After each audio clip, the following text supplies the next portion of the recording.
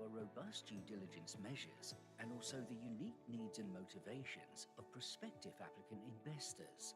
And the nutmeg, the spice that is synonymous with our land, our people, and the passionate way we work, live, and play.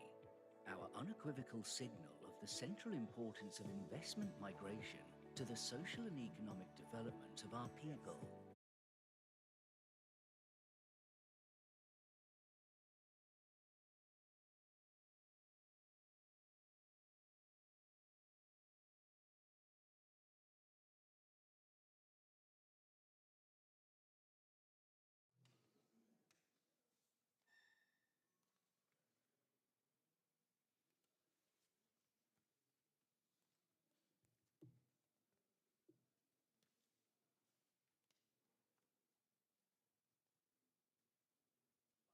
Access to a myriad of opportunities, including enhanced mobility, stability, investment, industry, lifestyle change, or simply peace of mind, all of which make Grenada a compelling proposition for prospective applicants.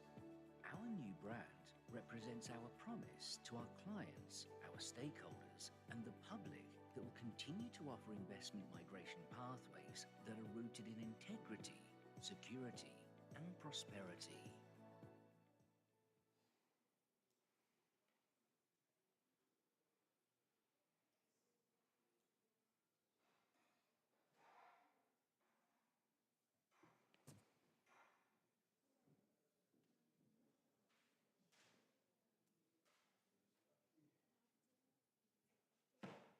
Grenada Citizenship by Investment Unit, CIU, prides itself on its commitment to excellence. Since its inception in February 2014, it has assisted thousands of clients achieve their citizenship and investment goals.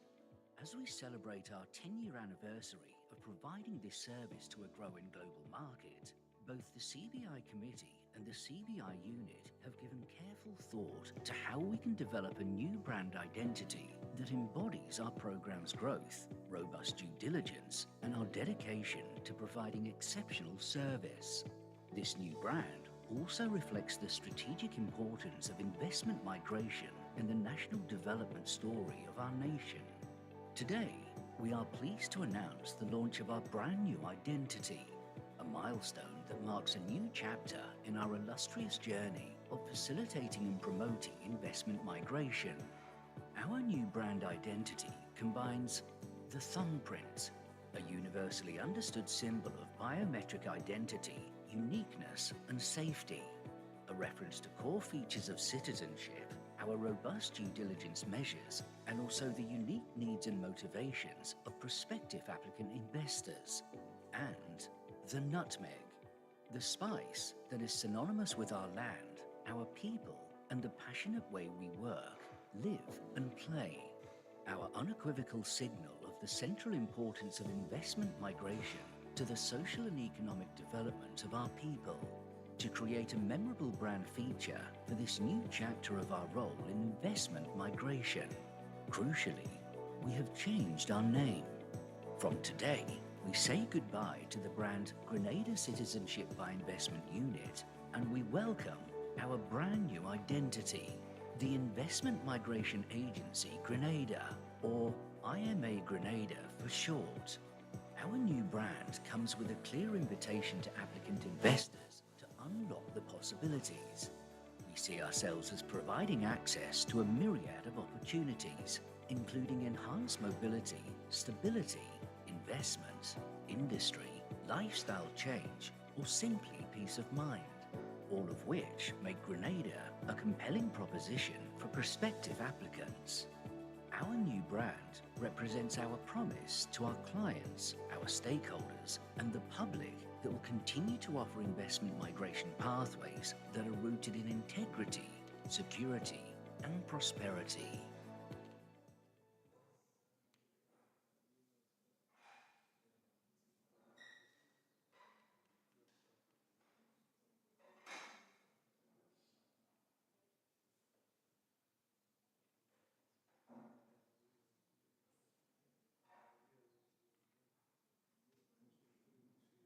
Grenada Citizenship by Investment Unit, CIU, prides itself on its commitment to excellence. Since its inception in February 2014, it has assisted thousands of clients achieve their citizenship and investment goals. As we celebrate our 10-year anniversary of providing this service to a growing global market, both the CBI Committee and the CBI Unit have given careful thought to how we can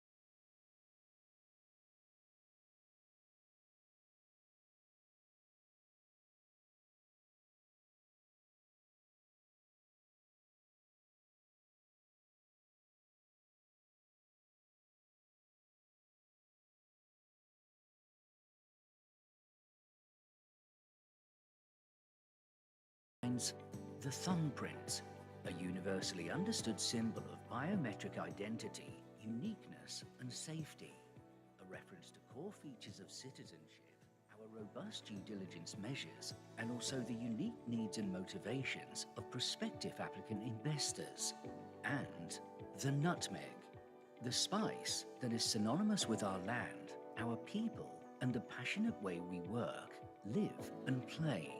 Our unequivocal signal of the central importance of investment migration to the social and economic development of our people, to create a memorable brand feature for this new chapter of our role in investment migration. Crucially, we have changed our name. From today, we say goodbye to the brand Grenada Citizenship by Investment Unit, and we welcome our brand new identity, the Investment Migration Agency Grenada, or IMA Grenada for short. Our new brand comes with a clear invitation to applicant investors to unlock the possibilities. We see ourselves as providing access to a myriad of opportunities, including enhanced mobility, stability, investment, industry, lifestyle change, or simply peace of mind, all of which make Grenada a compelling proposition for prospective applicants. Our new brand represents our promise to our clients, our stakeholders, and the public that will continue to offer investment migration pathways that are rooted in integrity, security, and prosperity.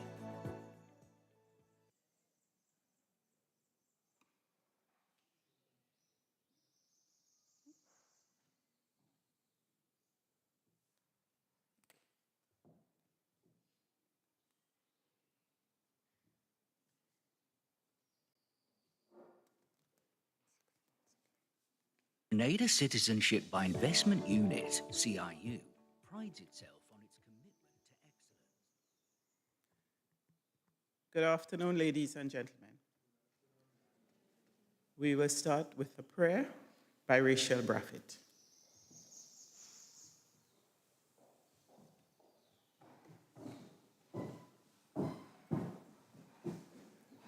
Good afternoon, all, and thank you for standing. Shall we pray? Dear Heavenly Father, we thank you for the opportunity to gather here this evening to discuss investment migration, a sector critical to our island's development. Guide our conversation and our exchanges. Help them to be fruitful. In Jesus' name, amen.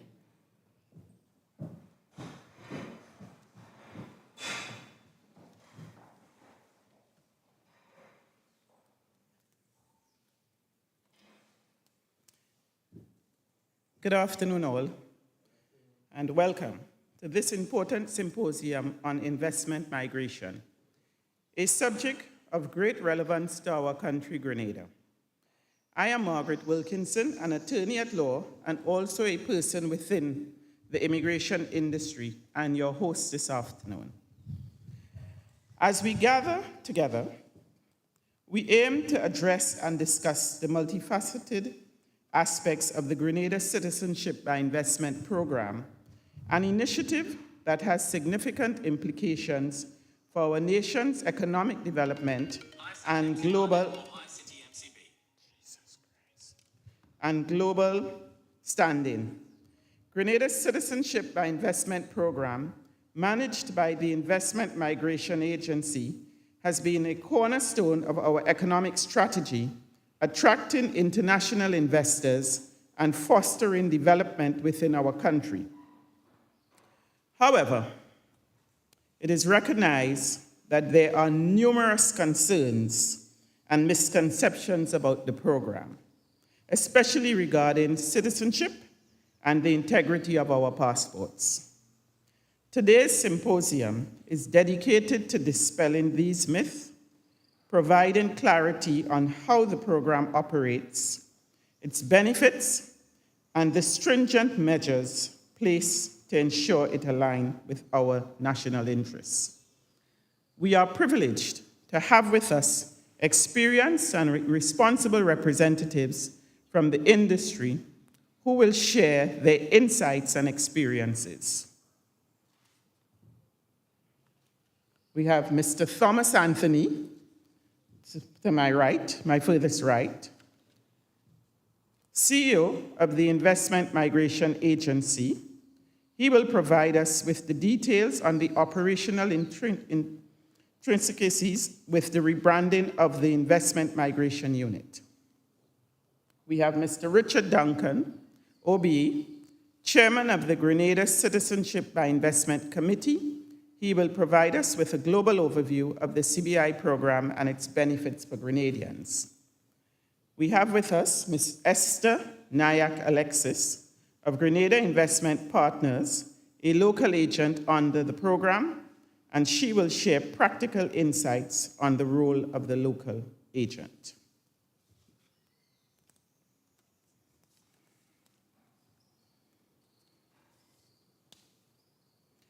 Your participation is crucial. We encourage you to ask questions, voice your concerns, and engage in this dialogue. Together, we can ensure that Grenada's Citizenship by Investment program remains robust, transparent, and beneficial for all. Thank you for being here, and I look forward to a fruitful discussion. Our first panelist today would be Mr. Richard Duncan, OBE. Richard Duncan holds a Bachelor of Science degree in Economics and Accounting from the University of the West Indies and a Master's of Arts degree in Public Administration from Carleton University. He's also a fellow Chartered Professional Accountant and a Fellow of the Chartered Governance Institute of Canada. Richard's 40-year career spanned public finance management and banking. His involvement in the investment migration space started in 2013, with an emphasis on risk management and compliance from a bank's perspective. He has been chairman of Grenada's CBI committee since July 2022. I now introduce Mr. Richard Duncan. I invite Mr. Richard Duncan to speak to us on the topic, Global Overview of the CBI Program and its Benefits for Grenadians.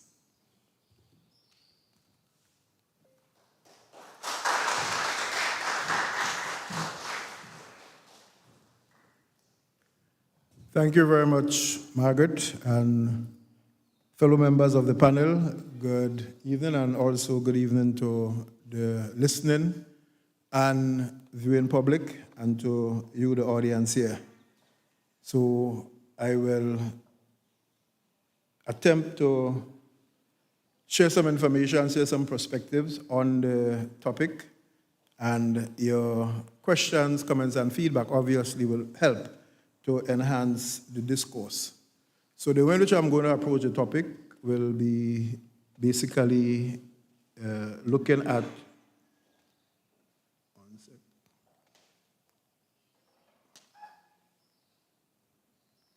Okay, so we'll start off by looking at the concept of investment migration. We'll look at how it evolved and the current space that we have. We'll look at the common myths, about 4 or 5 of them.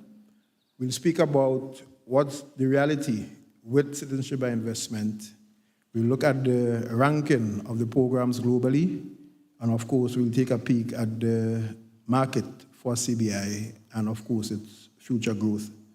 And the pathways or the routes to becoming a citizen under the program will be explored. But before we get into the myths, I think we would want to spend a little time and agreeing that the movement of man from one space to the next by whatever means available to him then is not new. We have agreement on that. We also can agree that paying a sum of money to become a citizen of a country is also neither new nor recent. And on that basis, I've been tutored by my colleague, and I will take you to Acts 22, verses 23 to 28.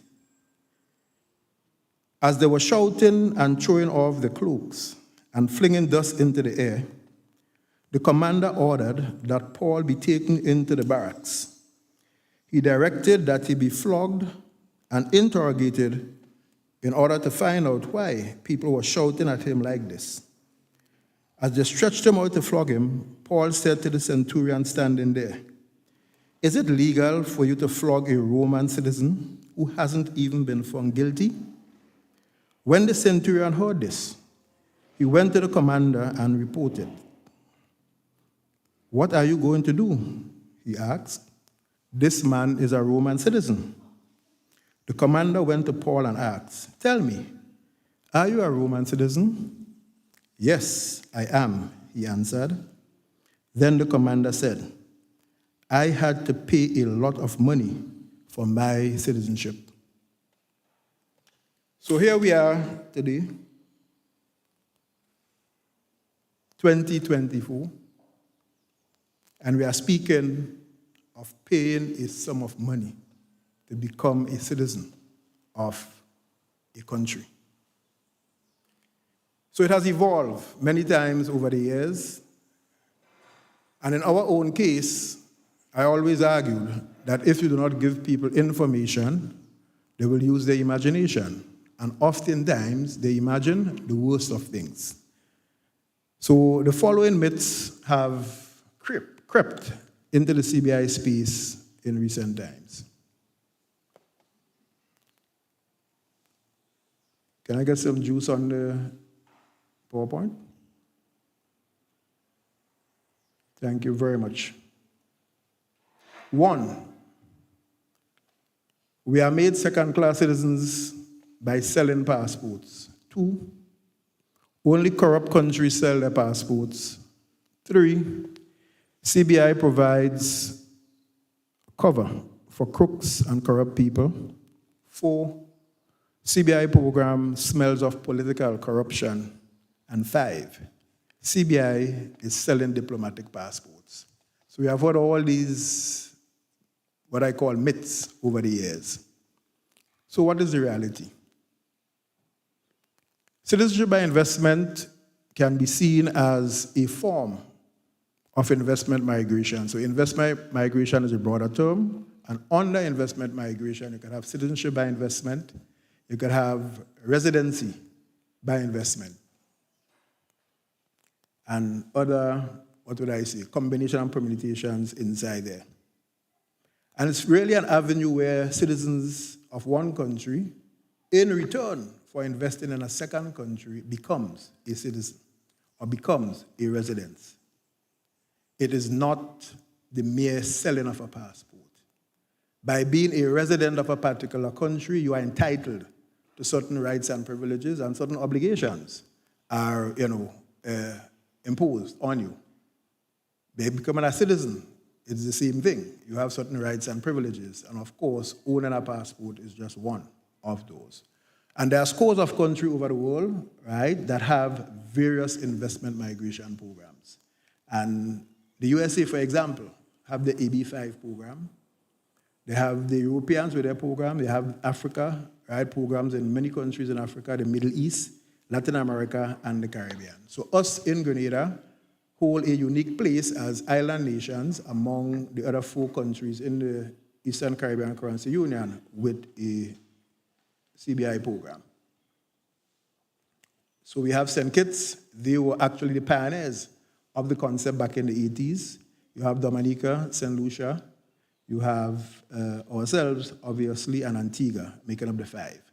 And we are only a small dot, a small fragment of the investment migration industry.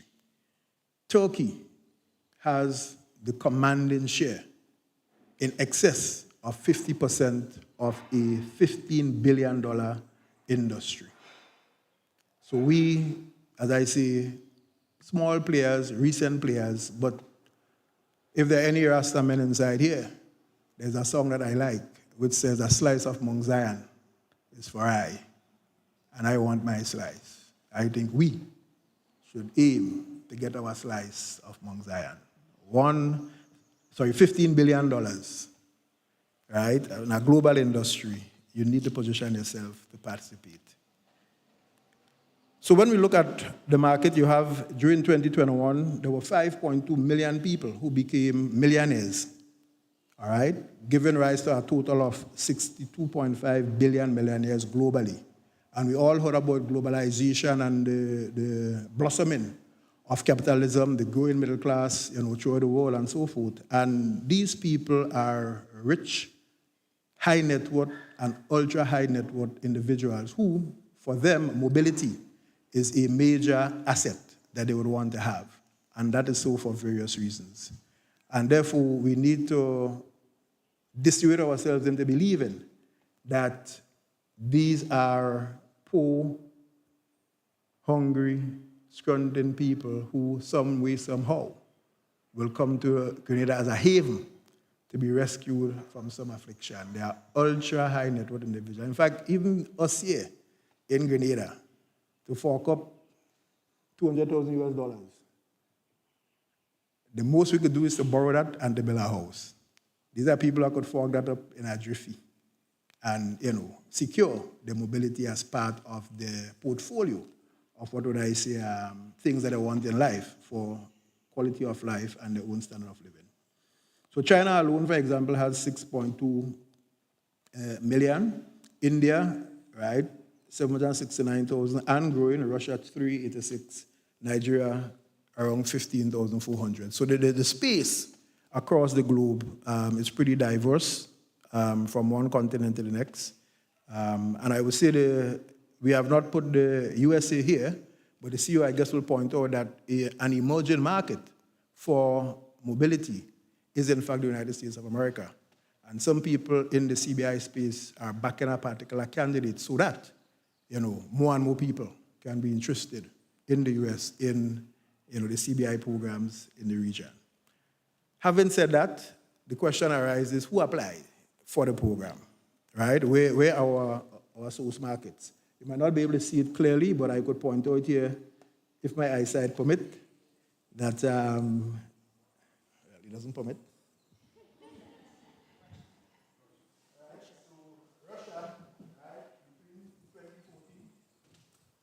Russia between 2014 and 2023 accounted for 42% of our market share. Then you have places like Nigeria, 10%. You have India, 2%.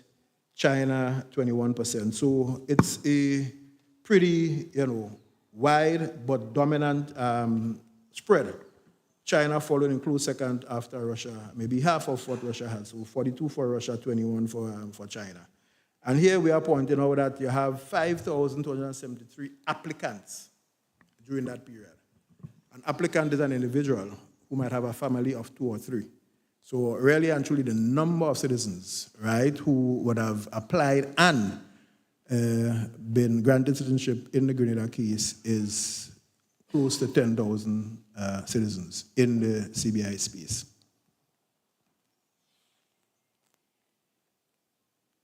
All right, between 21, 22, and 23, you would see there's a big shift. And this is an important part of the shift because here we have Russia growing in dominance between 2021 and 2023.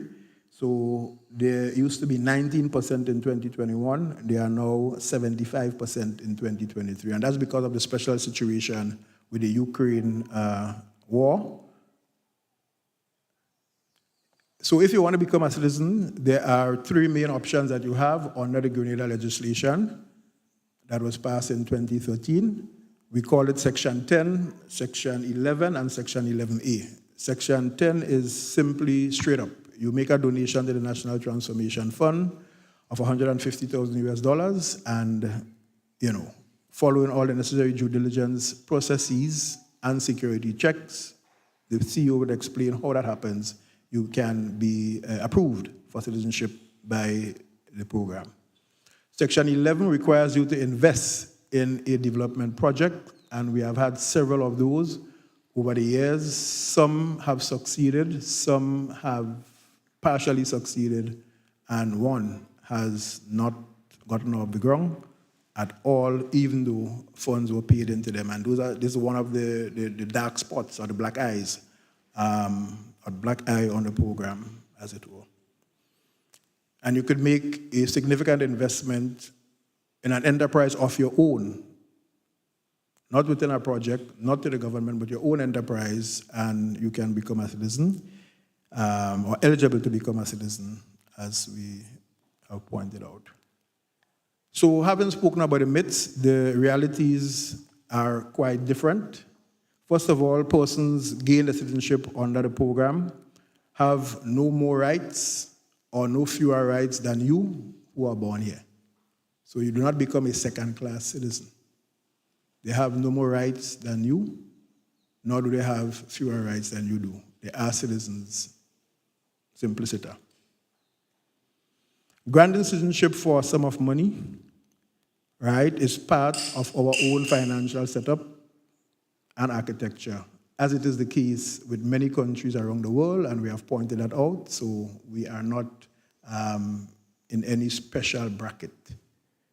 Many capitalist countries, Canada, US, we have named them before, do have their own investment migration program. Third, the rigorous due diligence that we practice under the program preempts bad actors getting in. Again, this year will point out how we go about doing that, but we always caution that none of us want to turn on our TV on BBC or CNN and hear that they pick up Mr. Richard Mohammed or Mr. Richard Knight, a Grenadian citizen, for wrongdoing, which should have been discovered at the time he was granted citizenship. If it's wrongdoing that he has done subsequently, even that we would be disheartened about. So we go the extra mile to monitor post-award to ensure that nothing untoward catches us by surprise. And there are steps that the government can take given the nature of the offense or enterprise that a person is conducting. In terms of corruption, we have a zero tolerance for using public office for private gain at the CBI committee, and of course we enforce that in the Investment Migration Agency as well. We have our Code of Conduct and Business Practice, which we monitor and enforce.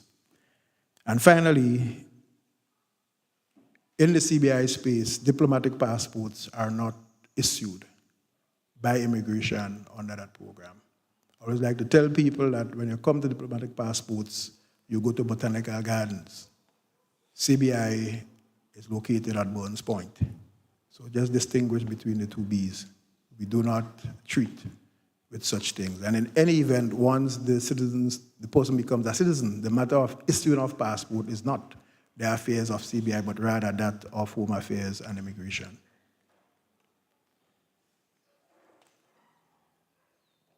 So we talk about the investment, we talk about the flows, and I would just like to focus your attention on several projects, talking about the benefits. And while we like to speak about the projects and the revenue and so forth, I believe we had to start with the employment that it creates within the local agents' outfit that we have. There are scores, I would estimate over 120 young professionals who are practicing their craft, and maybe more than 120 because they have those in banking, where they specialize in carrying out the compiling, the assessing, the processing of documentation. They go to special training, conferences, and seminars. So you're actually building out a cadre of professionals under the program, and to me, that is a benefit. At the agency itself, the staffing, right? These people are trained, they go to meetings, conferences, seminars, and so on. They are required by the policies to upgrade themselves and to stay current and knowledgeable. That is a benefit of the program and the industry. And we must not lose sight of that employment creation in the actual, existence of the program itself. In terms of the projects, we are very proud of the Grenada National Resort. This is an artistic impression, if you may, of what is envisioned for Livera, and it is being built out as we speak, right? And I think we have one official from that program who is here. I think Mr. Arong, are you Arong? So Arong is here, right? Give him a round of applause. So he's here at the program, right? So we thank him for coming, right?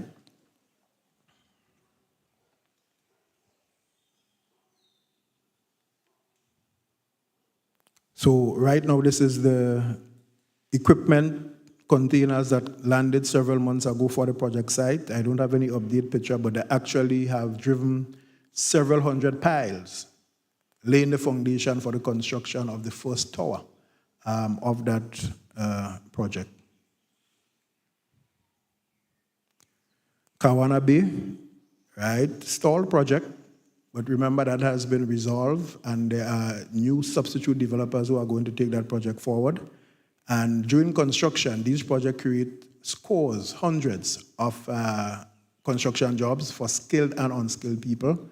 And one of the outcomes of these projects is the now famous dropping of the age to become a D-class driver, because it was really a strain for these projects where you have young drivers who could not, by law and under insurance coverage, drive some of these vehicles and heavy equipment and so forth. So that, to me, is a beneficial outcome of an age-old problem that we've had. God's willing, that project will resume not long from now. Sixth Sense that suggests, well, this is, I think, is the pride and joy of the program, because the project is now fully built out and operational, and occupancy continues to increase. In fact, there's a conference here now, or investment mission, and I think they are based at the Six Senses.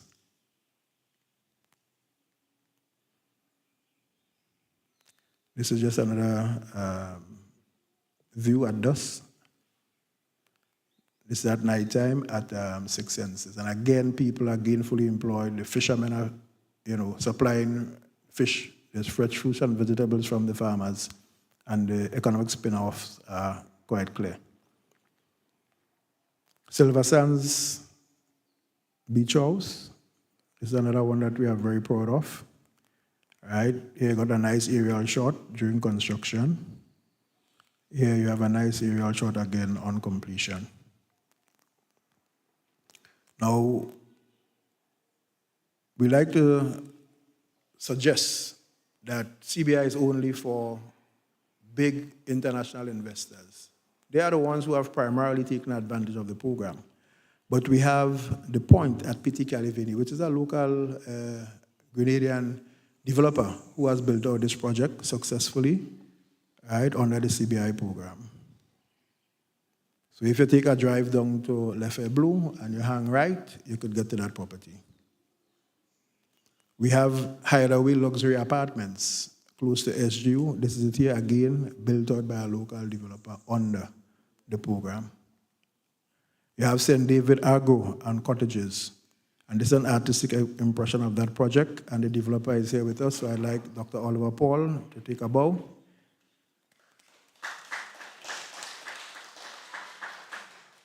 So the projects are not just in St. George's, right? In fact, the biggest and most successful so far is not in St. George's, that's Six Senses, right? And Grand National Resort is not in St. George's, okay? So what you are seeing is a diversification, physically, of the tourism plant. And that has, its own opportunities and challenges because the infrastructure must respond to it, must. And therefore, that's how development, growth, and expansion takes place. Well, we always like to speak of the contribution of the National Transformation Fund and the St. John River flood mitigation. It's a big project that was funded by the program that's in River Road. We know the perennial problem with flooding.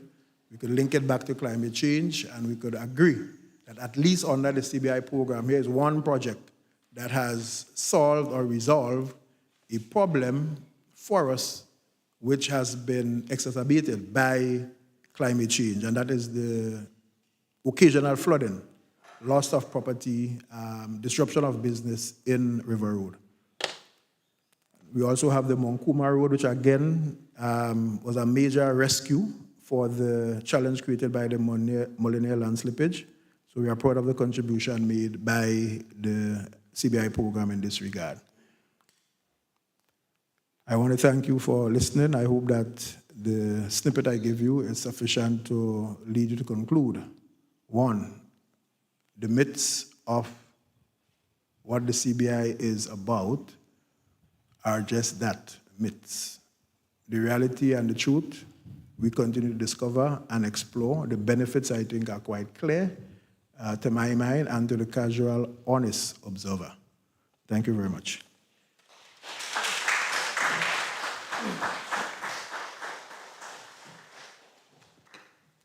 Thank you, Richard. And I obviously have to dig a little deeper into my Bible now to get some information in there. We have a question and answer section. So at this point, we will move to our second presenter on the program, and we'll take question and answers after. So I now introduce you to Mr. Thomas Anthony. Mr. Thomas Anthony is a former commercial real and investment banker with 26 years of experience working in banking and financial securities sector in Antigua, St. Lucia, and Miami. Thomas served in various roles to include financial advisor, portfolio manager, loan manager, debt recovery manager, investment manager, and wealth manager. Before joining the Investment Migration Agency Grenada, formerly known as the Grenada Citizenship by Investment Unit, Thomas was Project Development Officer, Deputy Chief Executive Officer, and Chief Executive Officer acting of the Antigua Citizenship by Investment Unit from 2013 to 2017.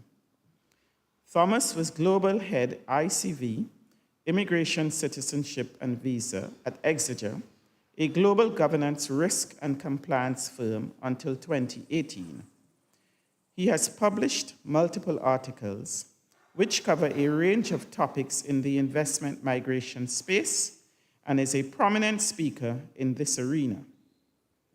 He's also a certified crime specialist, an accredited director, a member of the Chartered Institute of Bankers, and fellow of the Investment Migration Council. Mr. Anthony previously served as the Chief Executive Officer of the Grenada Citizenship by Investment Unit from 2018 to 2019, and is currently the Chief Executive Officer of the rebranded Investment Migration Agency, Grenada. Thomas Anthony, CEO of the Investment Migration Agency, will speak to us on operational intricacies within the Investment Migration Unit and the recent rebranding of the Citizenship by Investment Unit. Mr. Thomas Anthony.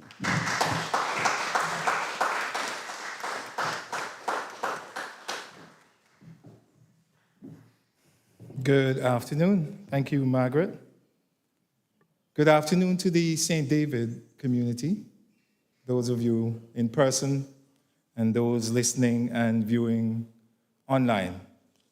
Thank you for coming out to be with us while we engage on a topic and an industry that is becoming a significant contributor to Grenada's revenue and GDP. Many of you may not know that last year, 2023, we contributed, I am told, 84% of government non-tax revenue. And we were well north of 30% of total revenue. So that the program on a whole contributed, inclusive of government revenue and revenue to developers, $1.4 billion in 2023. And direct to government was north of $479 million.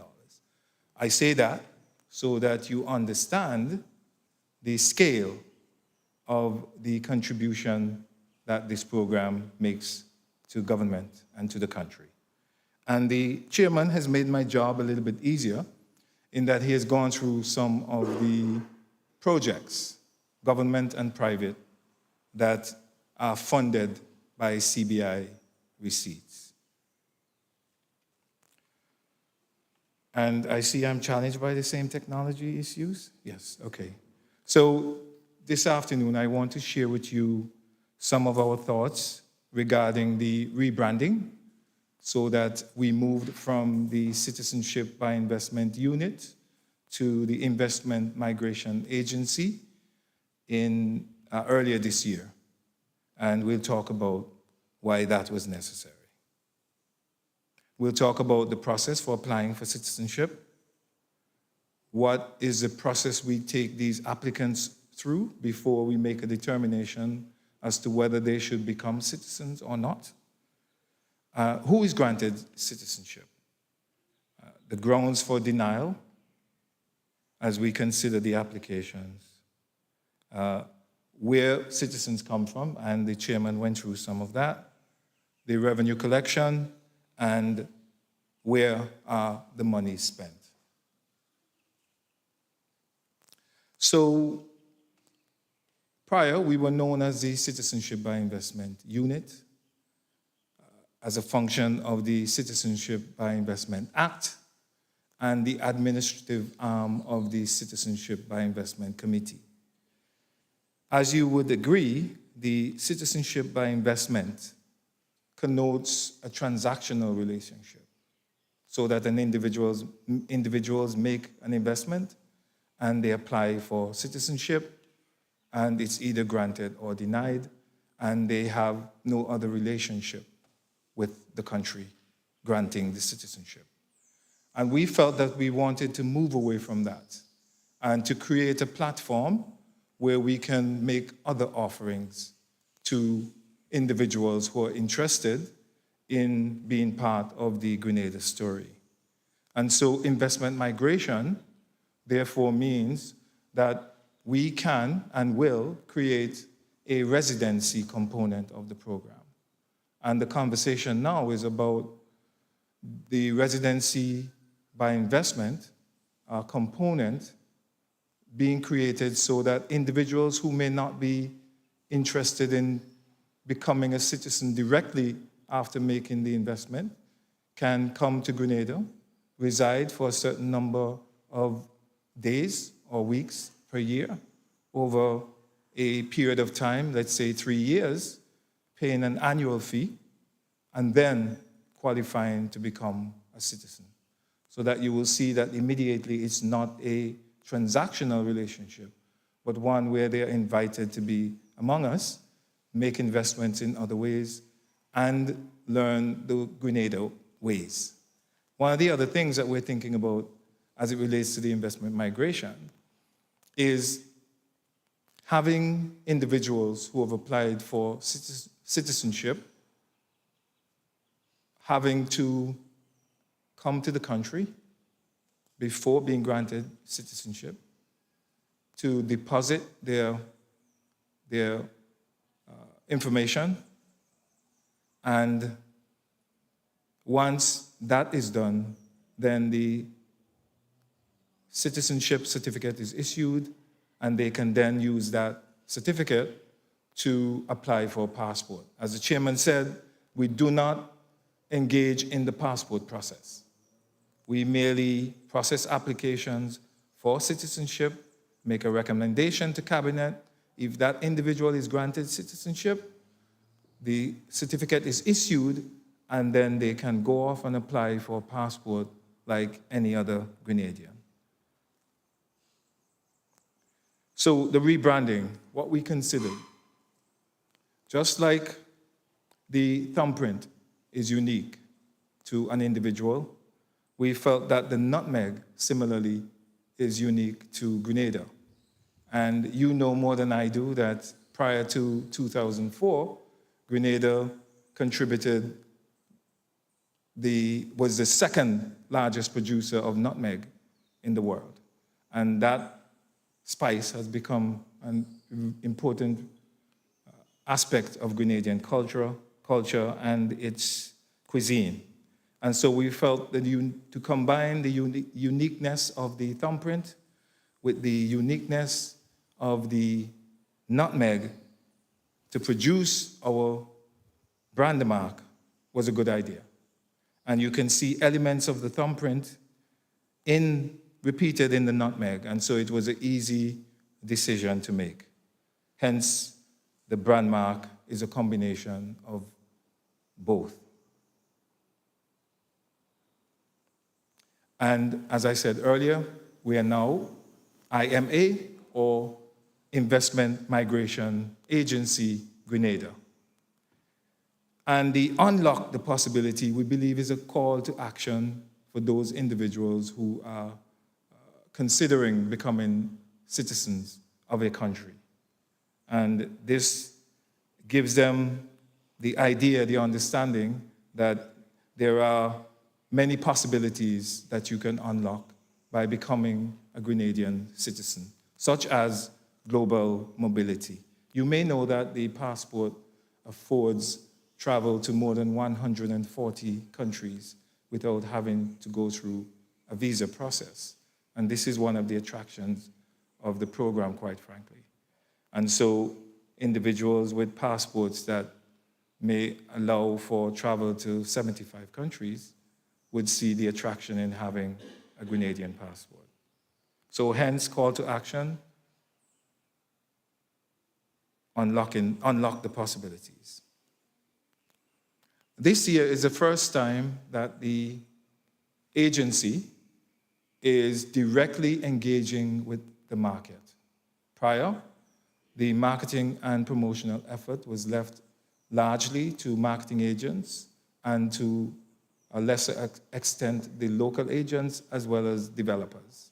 And so they had the opportunity to create the narrative.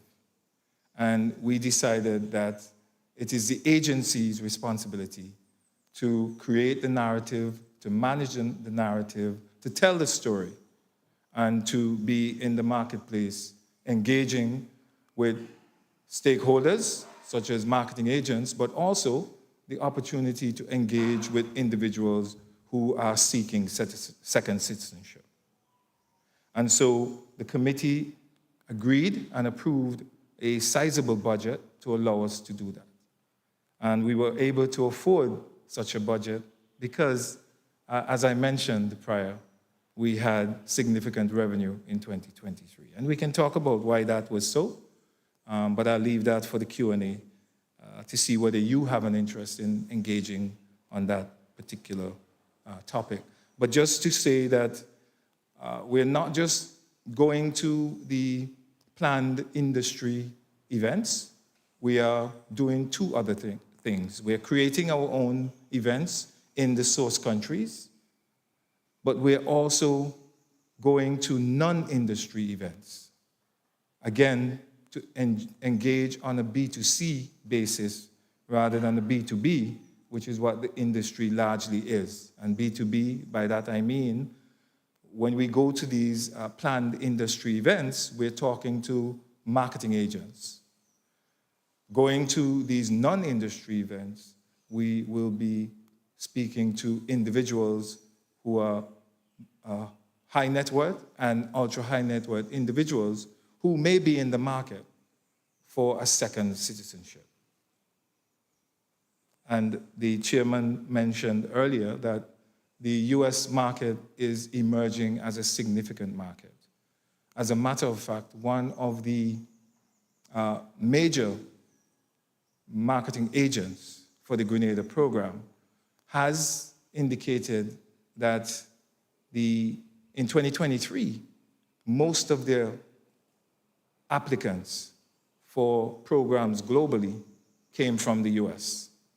And we can all surmise why that may be so. Some people hate Trump. Some people don't like a Biden administration.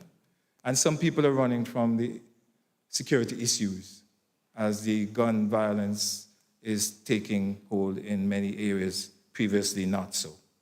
So there's a significant uptick in interest coming out of the US.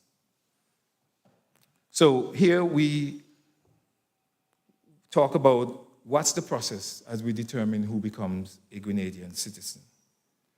So we have these licensed individuals that we refer to as international marketing agents or local agents, such as Esther, who will speak to you in a minute.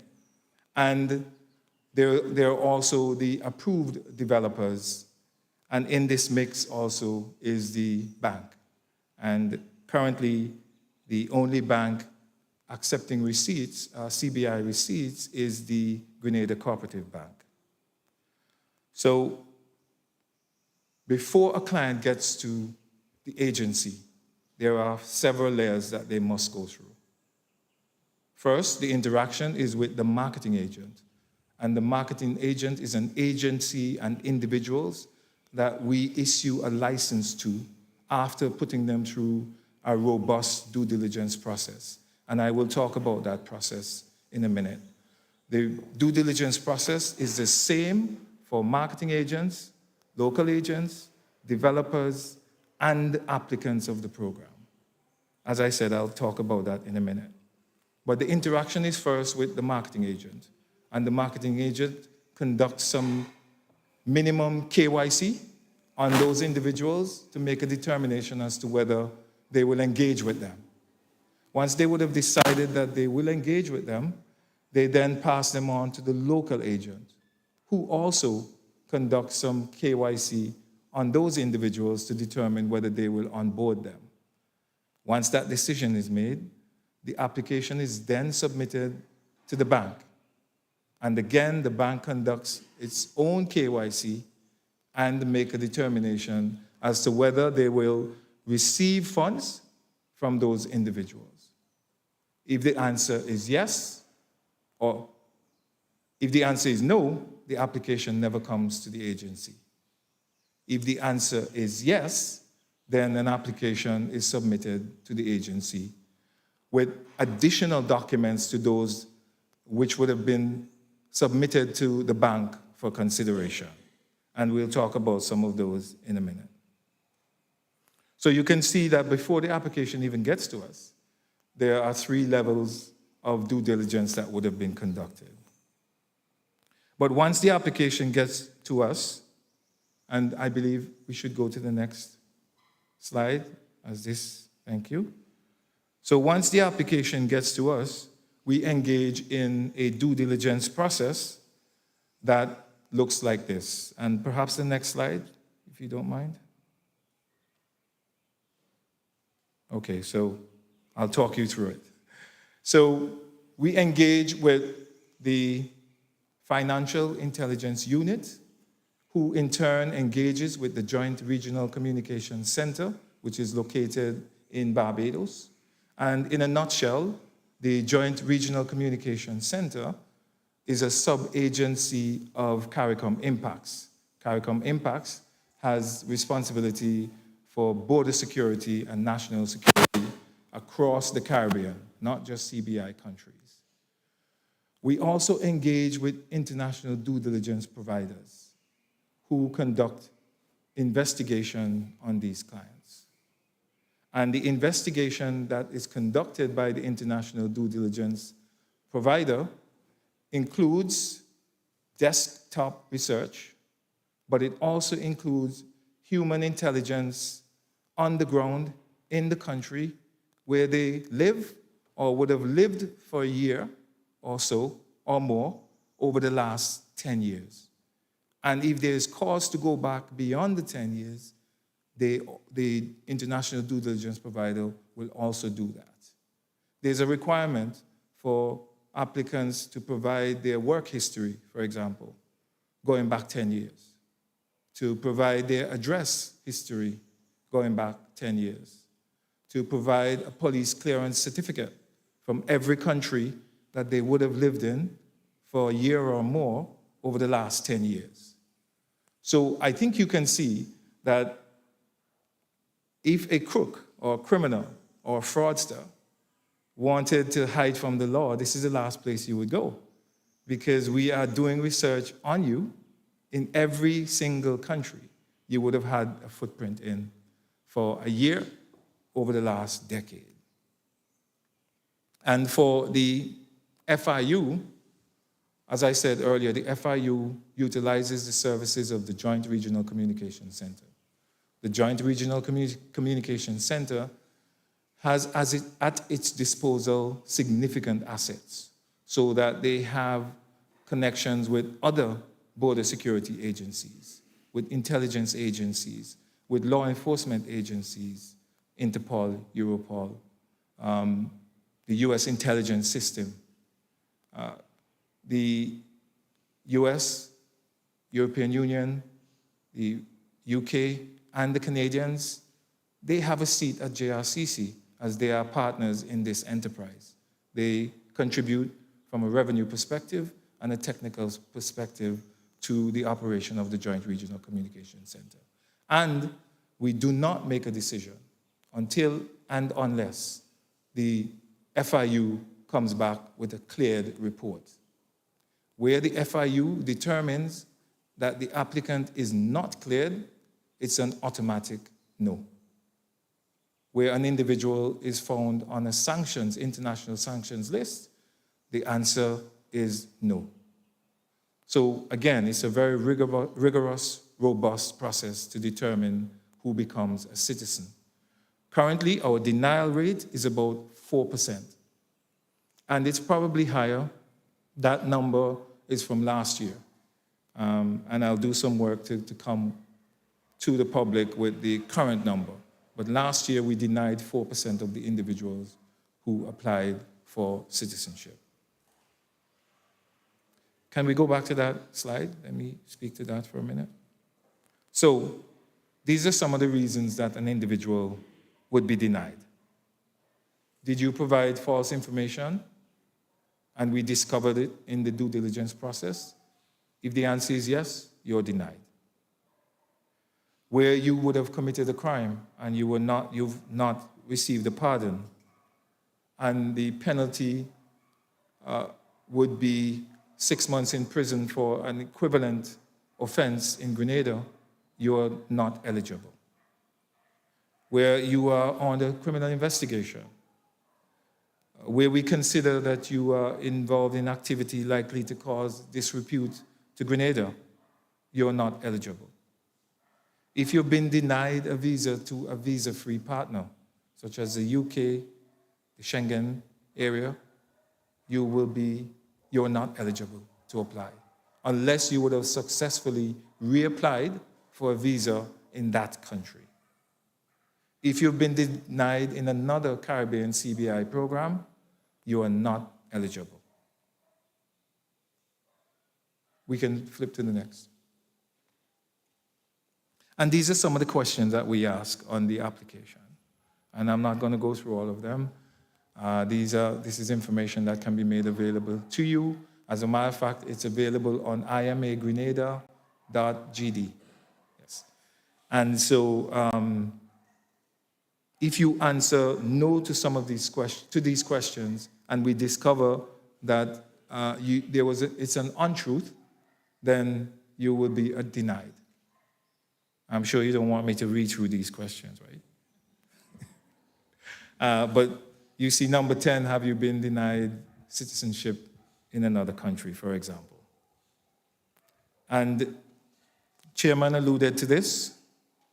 12,354 individuals have been granted citizenship over the life of the program.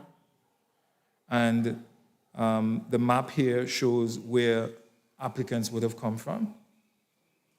So pre-2022, we know what happened in February of 2022.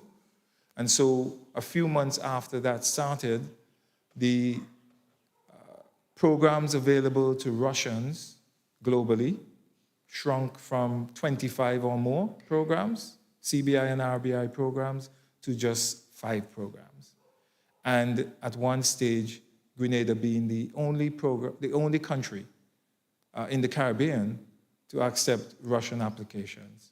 And so we saw a flood of applications as a result, hence our 2022 and historic 2023 revenue performance.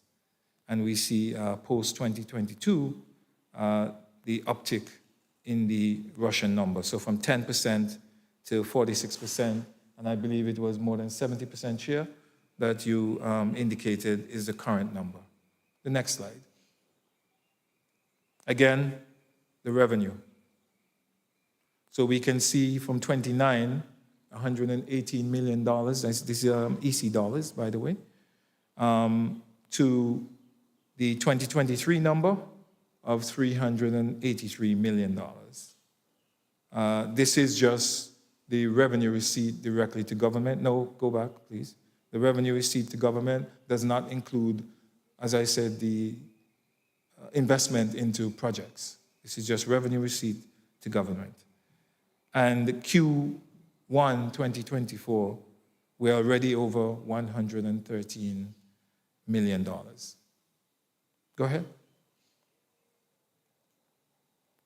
So where the monies are spent, the chairman did a really good job of pointing out some of those projects from a government perspective, as well as some of the approved projects into which investments flow. But these are some of the areas where the National Transformation Fund money is spent. And you can go to the next slide, please.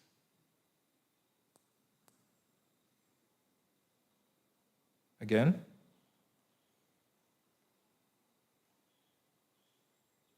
Again. And so I want to thank you for your attention. And really, the effort here is to be transparent and accountable. After all, you want to see those? Go back, please. Yes, so you want to see from the first of those slides. Yes. Okay, you can leave that up. And then we'll be instructed as to when to move to the next one. But really, this effort is to engage with you, to be transparent and accountable. We have nothing to hide. The program contributes significantly to the Grenada's development in many ways. As I said, we'll be instructed as to when. But thank you for your attention. We want to allocate as much time as possible for Q&A so that you get your questions answered. Thank you again.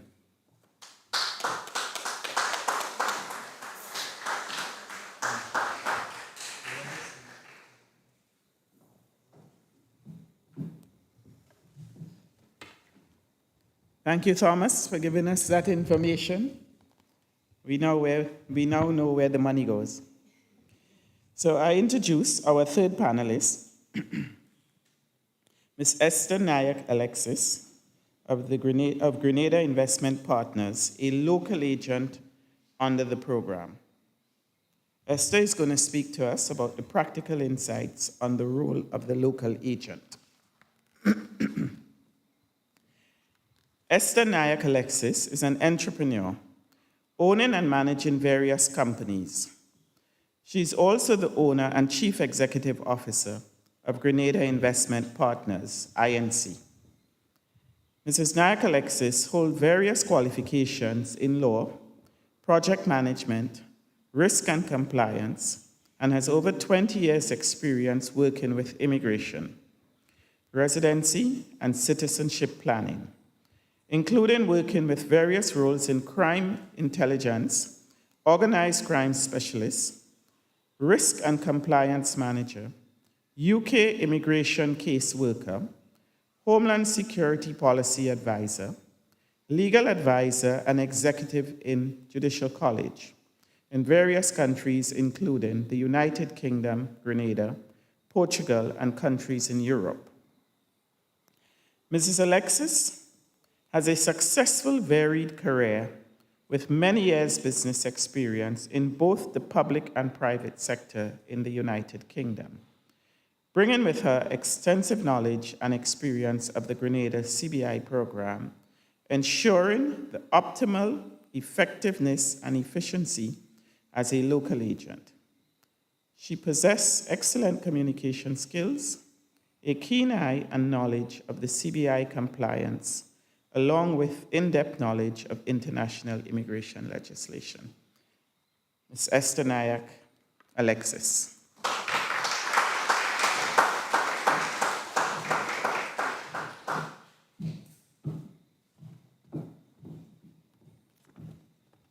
Thank you, Margaret. Good evening, everyone. Thank you very much for coming out tonight and spending time with us. I'm sure you could be elsewhere. So I just want to thank you for being here with us tonight. Also, thank you, Thomas, for making my life a little bit easier with the presentation, because you covered some of my content. So my name is Esther Nayak Alexis, and I'm here speaking in the capacity of a licensed local agent for the Grenada CBI program. I will talk through the role of a licensed local agent. I guess this is not working, so again. So the aim of this presentation is for you to go home today knowing more about the role of a licensed local agent in the CBI program, be better informed about the application process, and have a clearer picture of the due diligence involved. You can skip. Okay, so I am a Grenadian, a very proud Grenadian. I love my country and the people of Grenada. I'm guided by our coat of arms, which speaks to ever conscious of God, we aspire, build, and advance as one people. It is this that inspired me to become a licensed local agent for the Grenada CBI program. You ask yourself, why? Through the program, we, Grenada, is able to build and advance together.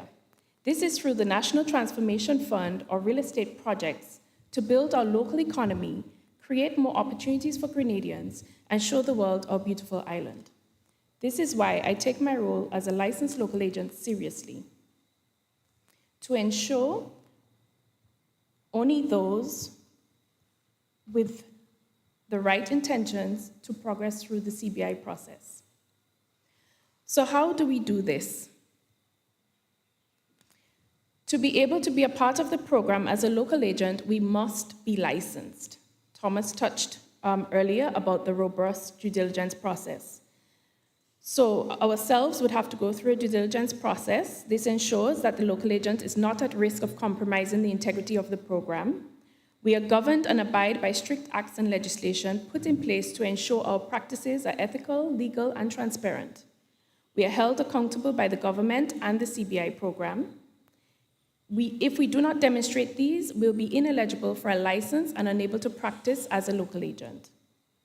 Some of the acts and legislations that we comply in order to participate in this program are the CBI legislation, Proceeds of Crime Act, Anti-Money Laundering and Counter-Terrorism Financing Act. You can move along. So our duty to Grenada, now that you have an idea what is expected from us and our conduct as a local agent, we can now look at our duty towards Grenada. As previously said, my role is to ensure the right people with the right intentions apply for Grenadian citizenship. Local agents are part of a multi-agency team working together under the CBI program to draw foreign investment and global talent into Grenada to help towards long-term economic growth. Our program has a very rigid and thorough due diligence process that consists of multiple layers. We could say 5 to 6 layers, with each layer being more enhanced as the applicant progresses. It is us, the local agent, who performs the first layer of checks. We must ensure that the applicants are of good character with demonstrable history of their funds being from a legitimate source before the funds enter Grenada. Each applicant has to explain why they want citizenship with Grenada, and we cross-check all information stated in the application documents with their supporting documents. These documents, as a requirement, have to be notarized by a notary public, and the notary public must reside in the same jurisdiction where the applicant is physically located for the documents to be physically presented to the certifier.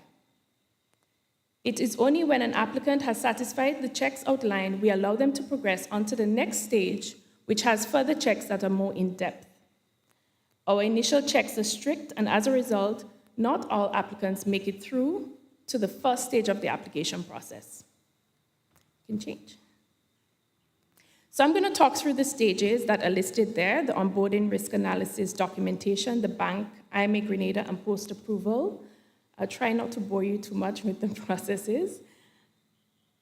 So if we speak of the onboarding process, we can change. Slide. So we first want to know, who are you as the potential applicant? We get to know our customers, and as part of the onboarding process, this will determine whether we, as local agents, want to do business with the applicant or not.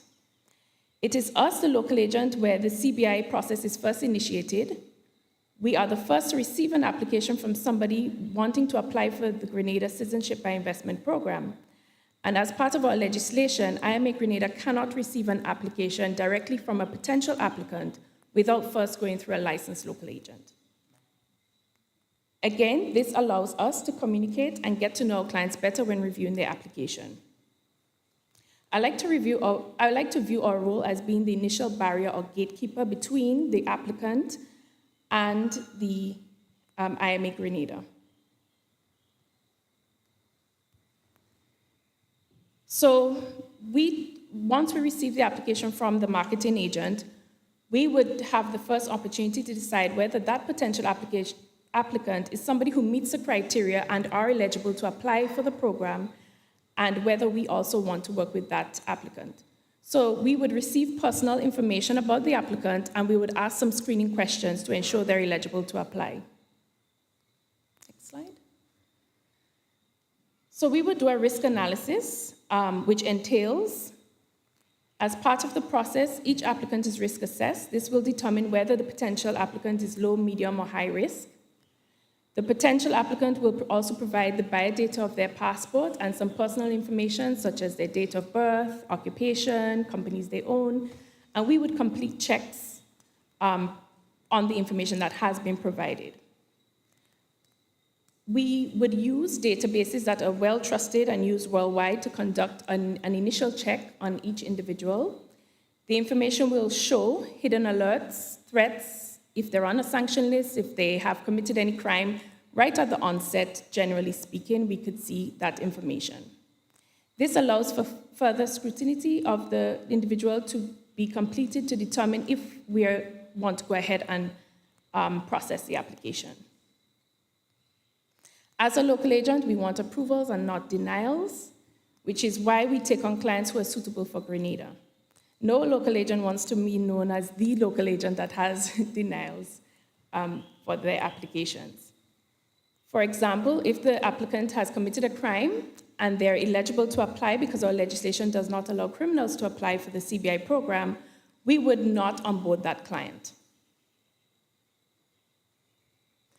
Once we agree that we will proceed with the client, with the marketing agent, we then proceed to the documentation aspect. So applicants must provide a full application package which includes completed and signed CBI forms. Some forms must be witnessed by a commissioner of oath, and they must provide supporting documents that are notarized by a notary public. Documents such as a birth certificate, for example, a marriage certificate, proof of source of fund documents, which includes bank statements, company financials, basically all the information that they can prove with the information that they're saying on the forms. We go through every question on the forms thoroughly to ensure the information matches what is stated on the CBI forms. So for example, if somebody's name is called Esther Charles, but on the birth certificate it says Esther Ann Charles, we would go back to get that form amended so that it matches exactly what's on the birth certificate. If we see omissions, we ask the client to complete the information. For example, if the client was denied a UK visa, we cannot proceed with the application because our legislation states a client is ineligible to apply for the program if they were denied a visa from a country that we have visa-free access to. Once we're satisfied that the application documents are in order, we will issue an invoice with the government application fees and the local agent fees before the application is submitted to IMA Grenada, and the funds must pass through the bank in Grenada before we can submit the application. So the bank process, after we onboard and we form the relationship with the client and we go through the documentation, some of that application documents package go to the bank so that they themselves can independently conduct their own due diligence on the applicant before any funds are sent to Grenada. The bank process involves independent due diligence checks, which includes source of wealth and source of funds clearance. As local agents, we have to interact with the bank, provide the required documents to help try get our clients bank clearance.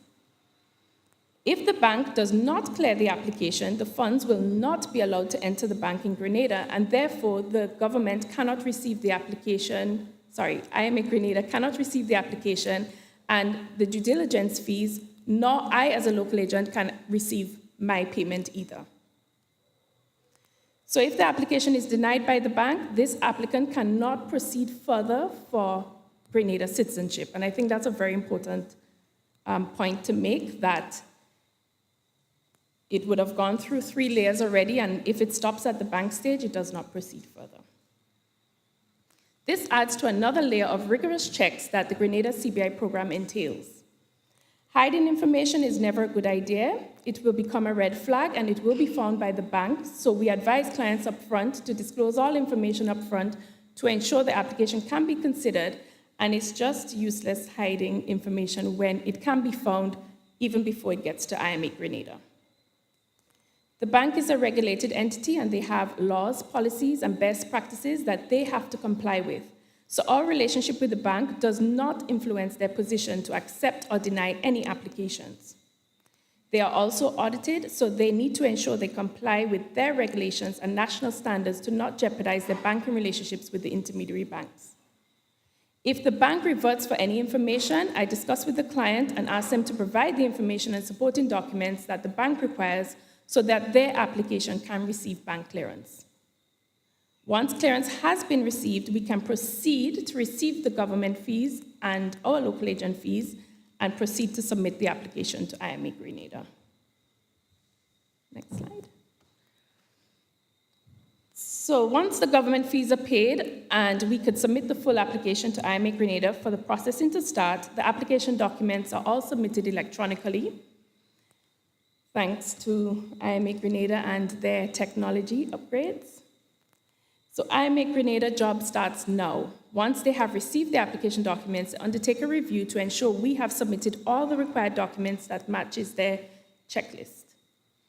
If we have omitted a document, they will revert for it and allow us a few days to provide the same so that they can start the in-depth due diligence checks.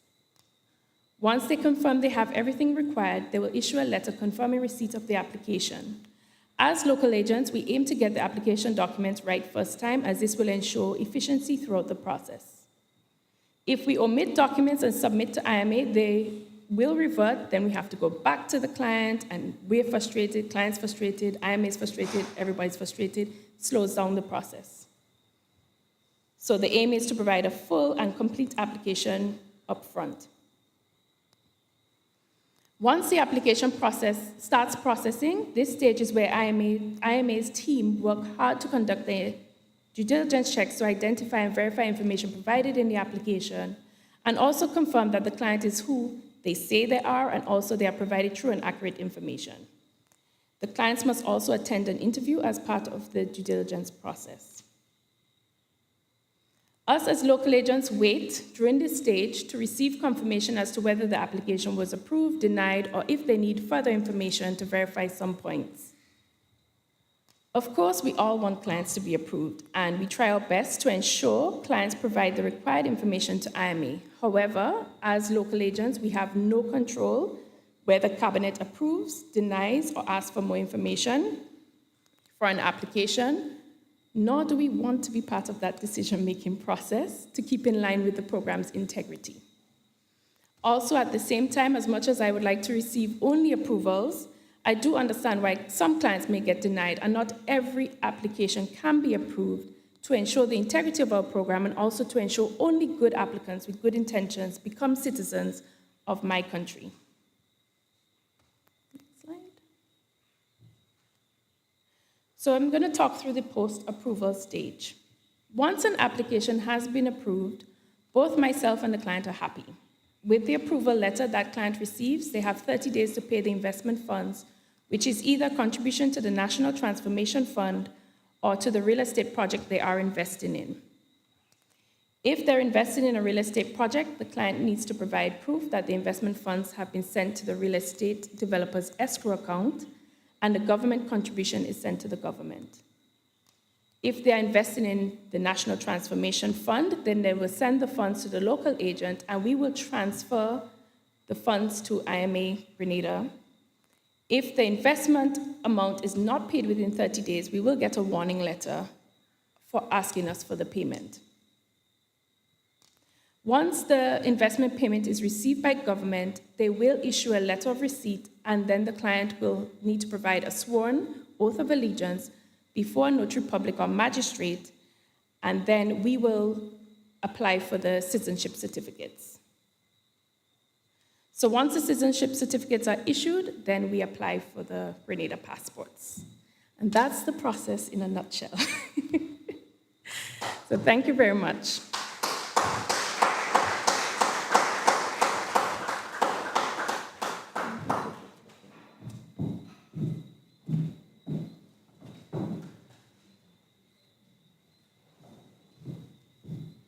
Thank you, Esther. That sounds like a lot of work. Yes.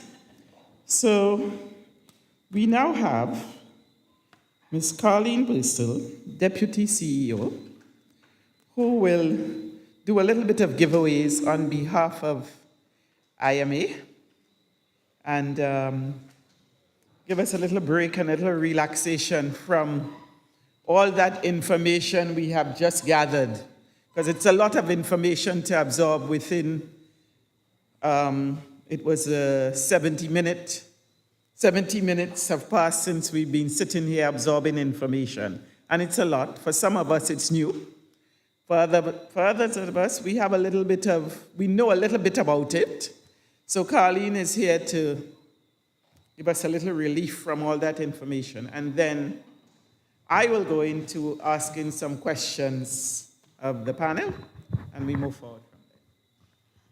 All right, good evening, everybody. Good evening, everybody. All right, I know it's a lot of information we put on you here tonight. We're happy that you're here, I must say. So we decided to bring a little goodies for you. It gives you an opportunity to decompress a little bit while you think of some of the questions you want to be asking the panel here. So nothing fancy. We're just gonna, if you turn to the back of your questionnaires, you would have gotten at the door upon your arrival. There are some numbers at the back there. So Ms. James, our operations manager, would assist with. And our first number up is? Everyone is looking at the back of the forms? I need to be assisted with my glasses. 22. 2. Anyone has that number? Raise a hand.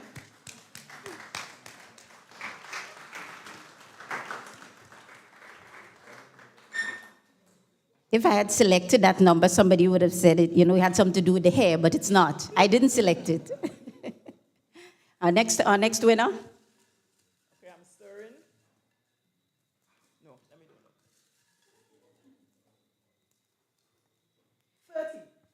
30.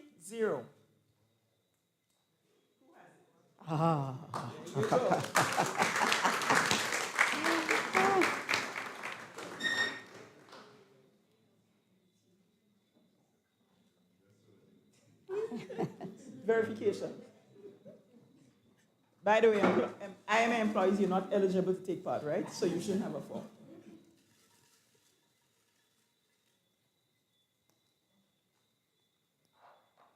46.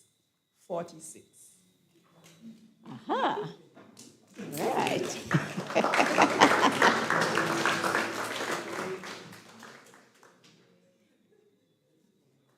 How many more?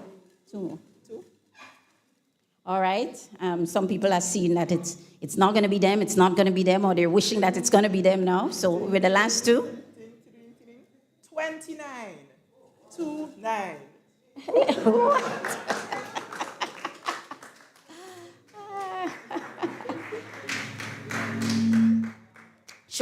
Is there a fight for the last one? Should we ask a question? Okay, can you just tell me one of the projects, just one of the projects that the government of Grenada, show of hand? You see, you didn't listen for me to finish the question. One of the projects that the NTF,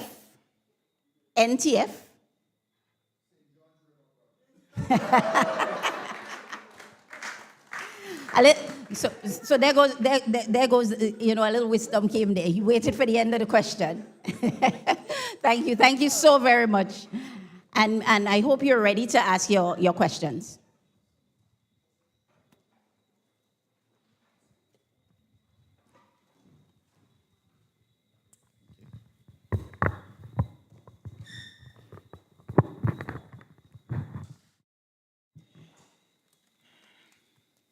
So, whilst you are still thinking on your questions, I have some questions that I am going to ask the panel. And that may lead to other questions, because I have a little bit of heads up on some of the questions. Okay.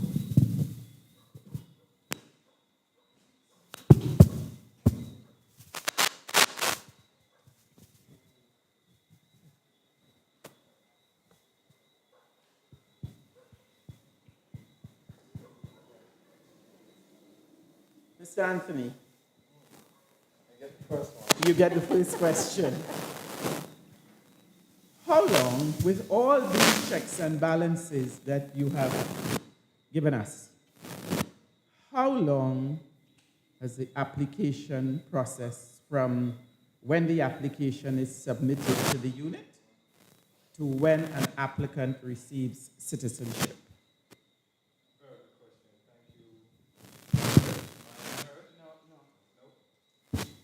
Okay, here we go. Yeah. So, oh, you're bringing me another? Okay.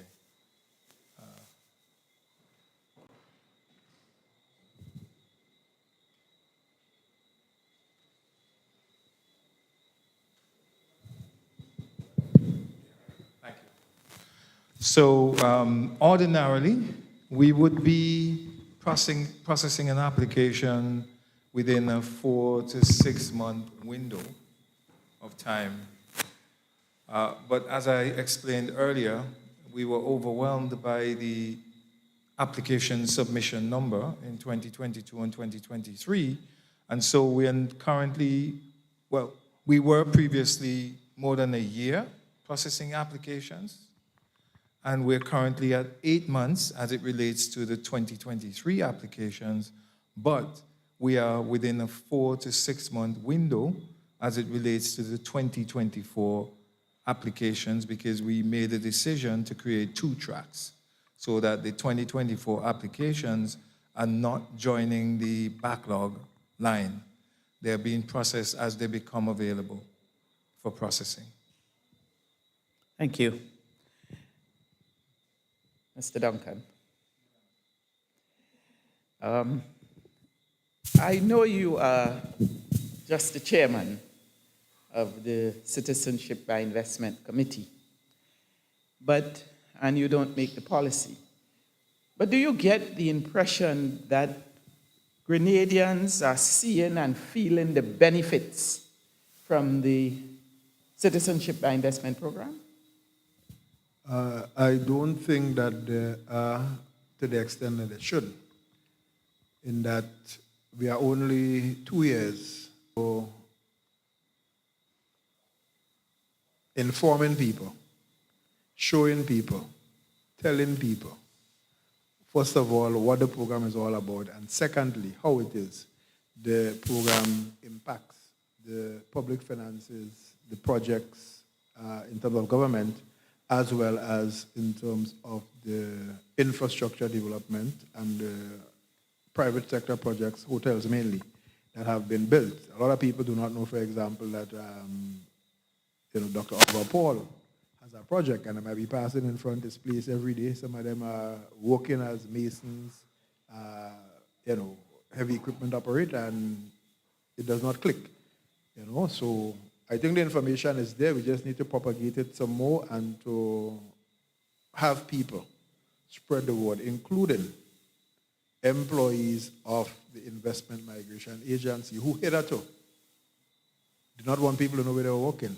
So if you cannot say where you are working, then the transparency and the information, illumination, shedding the light and so on and so forth, obviously. So we are basically, after 10 years, only 2 years into where we should be, in my view. Yeah. Thank you. Esther, I want to ask you, in relation to, you speak of the bank being the first guard. Do you get all of the investment monies, the submission fees, the local agent fees, the marketing fees? Do all of these monies just come in one go once the file is approved by the bank?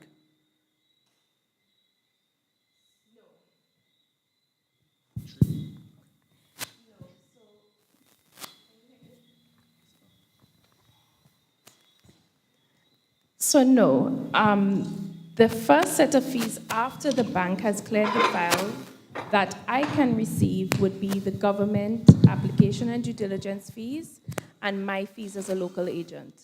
The investment fees get paid after approval and only after approval.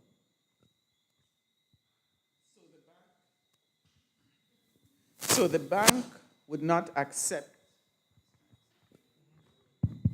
So the bank would not accept all of the monies one lump sum. They take it in tranches. Yes, correct. Which is a safeguard. So if an applicant is denied, there's no money for the bank to send back to the marketing agent or the applicant because it never came here. No, correct. That is a good policy and a good principle. And actually, if you ever try to clear funds that from an approval, the bank would say, provide us the approval letter from IMA Grenada, again, ensuring that client is actually approved. Okay, thank you. Thomas, I see IMA everywhere now. Tonight I see bags given out with IMA brand on it. I actually have one myself from the conference. What is the current sponsorship policy? Because IMA took part in, they sponsored Carifta Games.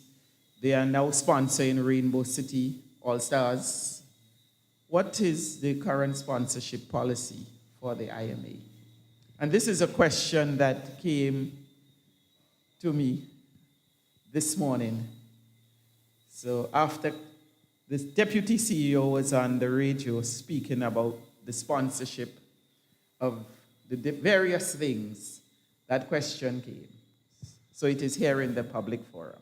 So perhaps we should have the deputy CEO answer that question. But in a nutshell, and I'll have her join me with responding. But in a nutshell, our focus is on youth development, yes, education and youth development. So as you mentioned, the steel ban lots of young people, passing on that cultural experience. We also sponsored Carifta. Yes. Yes. There's Junior Achievers, am I correct, DCEO? So our focus really is on young people and giving them development opportunities. And Carly, I'll allow you to come in and provide some more information. Just really to say that we, I need to stand, right? Yes. Just wanted to say that we actually have a criteria. So outside of those being those are the main areas, general areas. But if you were to submit your proposal or for sponsorship, we have a clear criteria in terms of the different areas that you need to be impacting, the value, how the effect it's going to have on a particular group. Especially, like I said, our focus for this first year or two, it's really about education and youth development. So those are our main areas, but we have a standard criteria. So I know a lot of the times, when persons conceive an idea or they're thinking about sending in a proposal, persons have misconceptions, in terms of, I may not be considered because it's me. Who said it? One of the soca artists said it. We don't watch face. So we check that against our checklist, against the criteria, and that would determine whether or not a group or a particular proposal is considered for full or part sponsorship by the unit. Thank you. Thank you, Caroline. Mr. Chairman, Richard. Madam. There is much talk about losing visa access here, losing visa access there. Can you shed some light on what we are doing under our program to ensure? You have given us a lot of detail. We have received a lot of detail this afternoon on what Grenada is doing. So is there anything else you can shed light on? Well, I think the key is that we continue to work with our development partners, as we like to refer to the European Union and the United Kingdom, which are the two principal jurisdictions to which we have, visa-free access. They have raised a number of concerns about the program, and through dialogue and information sharing, we have been able to demonstrate clearly and convincingly that the risk profile of our program is such that we will not or ought not to bring any harm to their security as, visa-free access countries. As a matter of fact, they might talk about security concerns, they might talk about money laundering risk.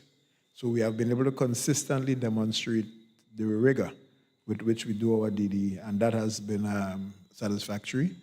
We continue to lower the risk profile of the program. I think the CEO went through a lot of things that we have been doing over the years, and we still have more things to do.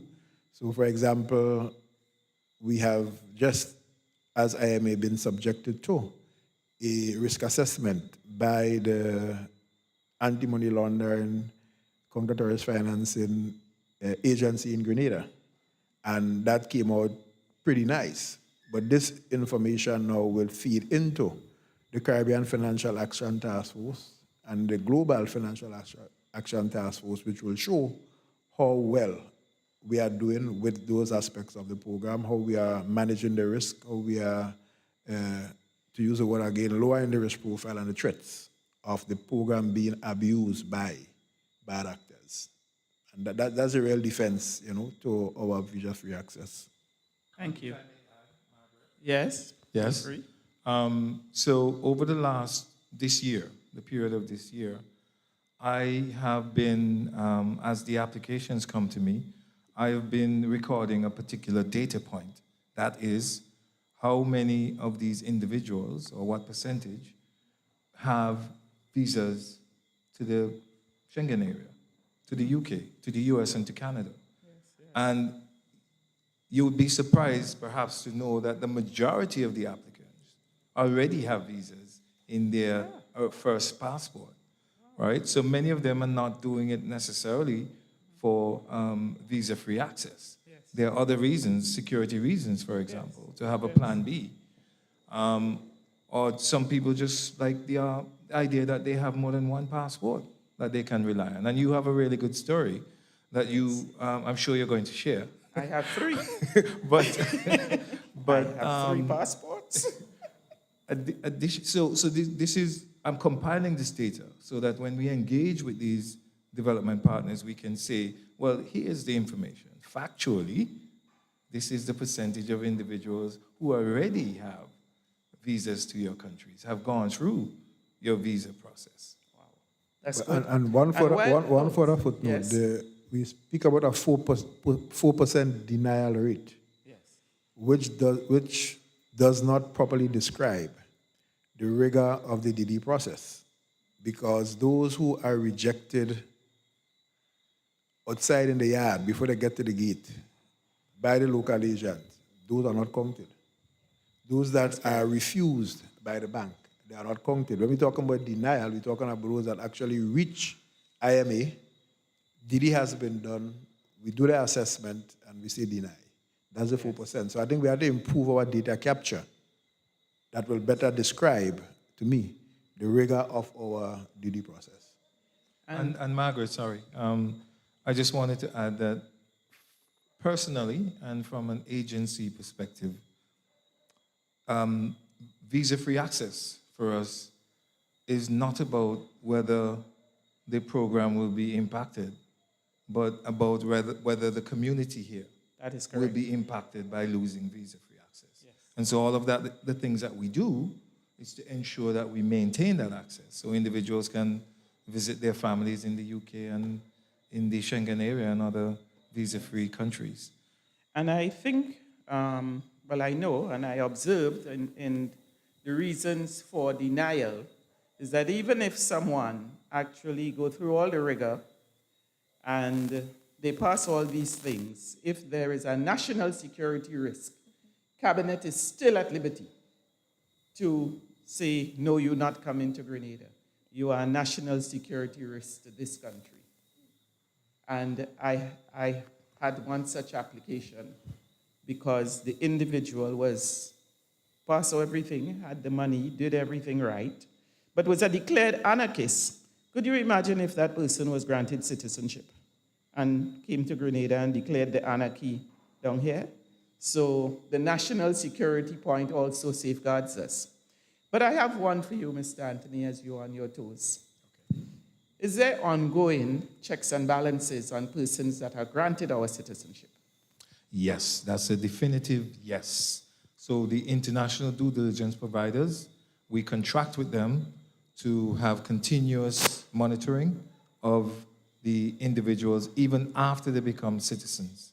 And the Joint Regional Communications Center, which I spoke about earlier, they also engage in continuous monitoring. So that we've had examples where they've come back with a cleared and the individual is granted citizenship. And they come back a few months after with a not cleared. And so the decision has to be reversed. So yes, there is continuous monitoring on the part of the international due diligence provider and the JRCC on our behalf. And the hour is late, and I want to ensure that our group here get time to ask their questions. So I will ask you one final question. We have something pending. We have seen on the news that there's a pending increase coming for the investment sum. When is that coming? And where is Grenada in terms of introducing that? So what Margaret is referring to is the Memorandum of Agreement signed first by 4 CBI countries and joined later by St. Lucia, where we have agreed to, among other things, a minimum investment amount of $200,000. So in the case of Grenada, how does that affect us? The investment requirement in Grenada is $150,000 for a single applicant, or $200,000 for a family of up to 4 people. And that is in the National Transformation Fund. To the developer, it's $220,000, and then an additional $50,000 to government. So it means, therefore, that the single applicant category will disappear. And we will now have single applicant up to a family of 4, at the minimum 200,000. Now, this 200,000 will not include the commission. This is the net to government. I can't declare to you what that number is because the SRO has not been published yet. But to say that the $200,000 minimum will apply from July 1, as agreed by the governments of these programs. Margaret, just let me add here that many people have been concerned about the race to the bottom, where these countries were undercutting each other and basically having the program like, bake sale on a weekend, right? That MOA is designed to put an end to that. So the flooring among all 5 countries is the 200,000 US. You mentioned about the anarchists, and that's an extreme case. We had one case where a lady checked out quite beautifully, right?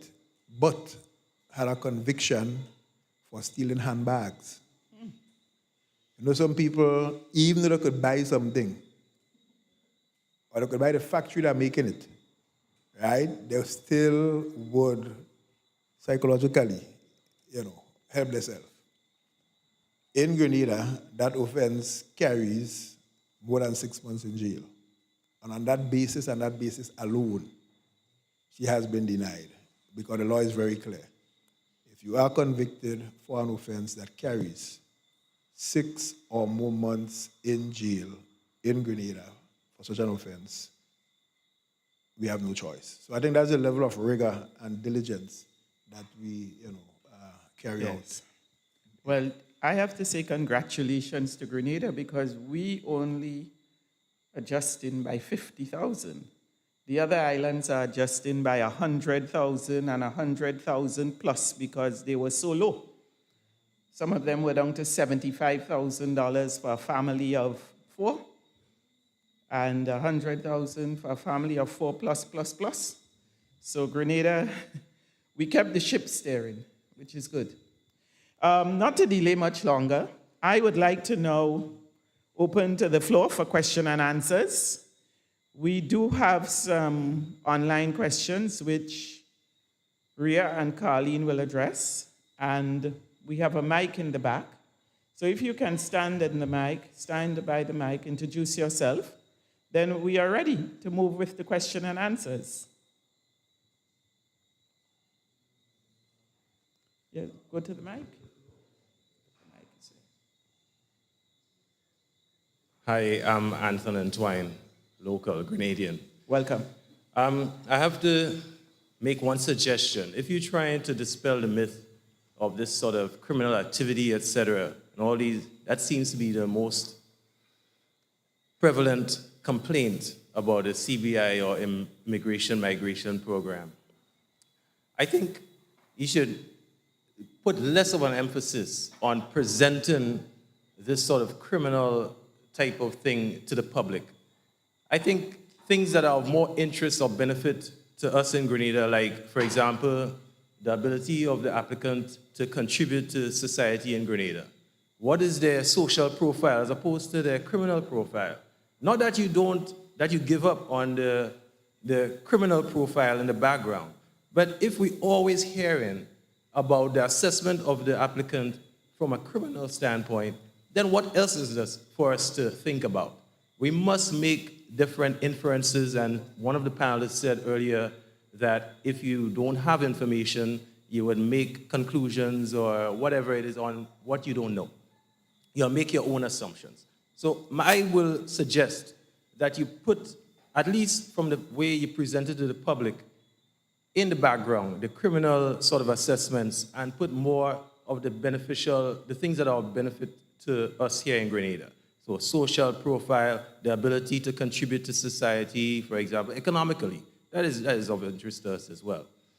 The second thing is that I've noticed that there's such an emphasis, there's so much information available from the applicant side, the investor side, the person who is trying to become a Grenadian.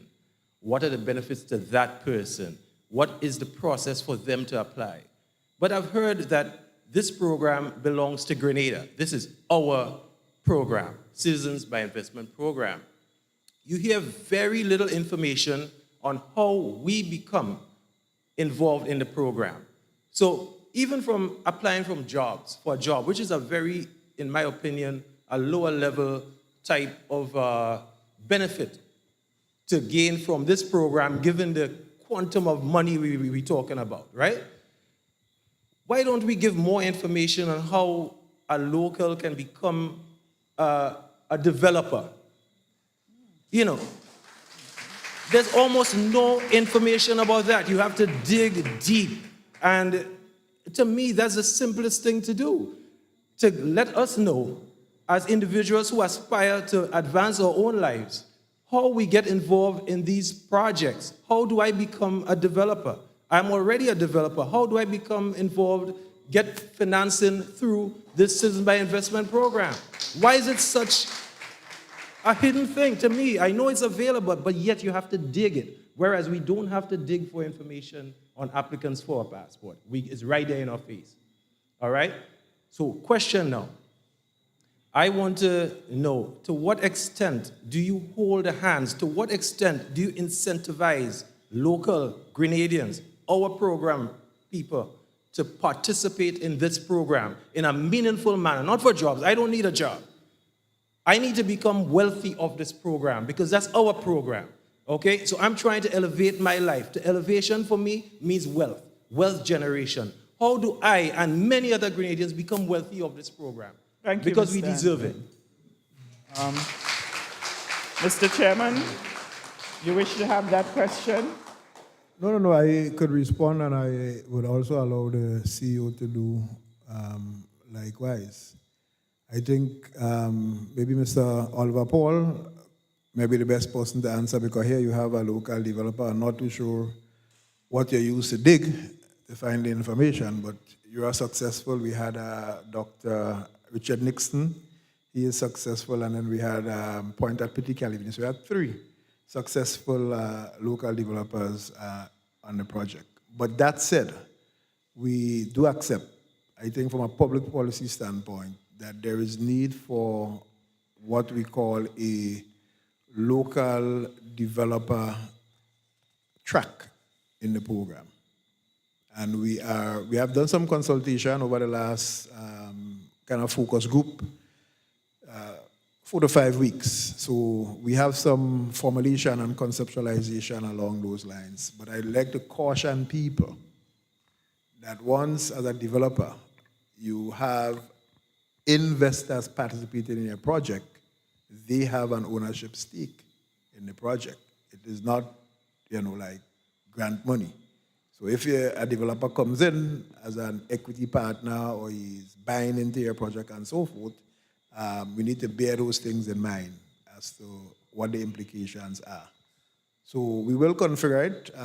My timeline, I would suggest maybe by November, we should have something close to being on the law books as to the rules of engagement for, and then we had to define local, because local in the current configuration also includes Grenadians in the diaspora who, so we have a formulation for that. So it's not just people residing here. See you? Well, there are other ways one benefits from the program other than being a developer or being an employee. There are 2 prime examples of that in the room. Local agents, and there are 40 plus local agents, and some have become millionaires. They may be shy about talking about that, but some have actually become millionaires as local agents. And so I joined the chairman in agreeing that perhaps we have not been provided as much information as we ought to in terms of how individuals can participate in the program, but that is coming. A carve-out for Grenadians is coming. But there are other ways, as I said, such as local agents, and there are 3 marketing agents who are Grenadians living in Grenada, and so they benefit in that way as well. Mr. Antoine also raised a question about the persons that become citizens. What benefit we as Grenadians can attain from them? Yes, thanks for jogging my memory. So we are currently embarking on what's called a diasporic desk. So we're creating a position, an officer level position, where we will have a framework for engaging with that CBI, for want of a better word, diaspora, to benefit not just from the initial investment they would have made to become citizens, but to benefit from additional investment in terms of money, but I think more importantly, from their network and their experience. Some of them are specialist doctors, for example. They can come spend some time here and impart that knowledge, help to train. So we're looking to develop that framework and hire someone to focus on engagement with the diaspora, to build affinity and to build a relationship with them, so that the relationship is not just the transactional relationship, but that they also contribute in other ways locally. Any other questions to be raised? Oh, Devon, the gentleman. Jude, yes.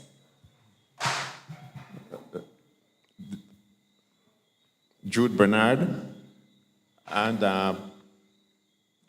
Antoine touched on one of the areas I was about to raise.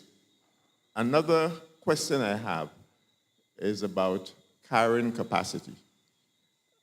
With the exception of that shrimp farm, debacle we heard about, I think it was in Marx many years ago, it will appear that most of the investments are in tourism. I think I heard one of the board members mention last week that they're basically in the area of real estate. Now, what does optimum carrying capacity look like for IMA in terms of that real estate component? We can only have so many hotels. We have a couple that are being developed already. Do we need more? How many more? When would we feel that we have reached or we're nearing carrying capacity, that aspect of the program? Is there an exit strategy, or is there a transitioning strategy to move off that one to other things? In other words, there is a limited lifespan of that part of the program. And for it to continue, to be beneficial, there must be other areas. We have not heard enough, as was mentioned earlier on, about how locals can actually be developers. But I think, just as the IDC, I think the agency also needs to have some sort of roadmap to guide agents and would-be investors of some of the fields and the areas that we're looking towards in the future. Because I see that we are nearing the current capacity of the main component that we are looking at. It has an impact on real estate prices. It negatively impacts locals who want to own property. And I think that we have to look at it for what it is. And I would like to hear what is the strategy for transitioning to other areas. Thank you. Thank you, Jude. All right, so the Ministry of Economic Development is best placed to guide based on the National Sustainable Development Plan, I guess along with the Ministry of Tourism, to speak specifically, Mr. Bernard, to the question of carrying capacity. But I'm on record, and I'm going to repeat it. The viability of the Maurice Bishop International Airport rests heavily on stopover tourism arrivals. We believe we are into tourism. Go to Barbados, go to St. Lucia, go to Antigua, and you are not. You are not. Go to St. Kitts, one hotel alone in St. Kitts, 900 quality rooms, one hotel. Among all those that we have, can we really count 900 quality rooms? And I'm saying no. So yes, carrying capacity question has to be answered in terms of the, type of rooms and the type of tourism that you want.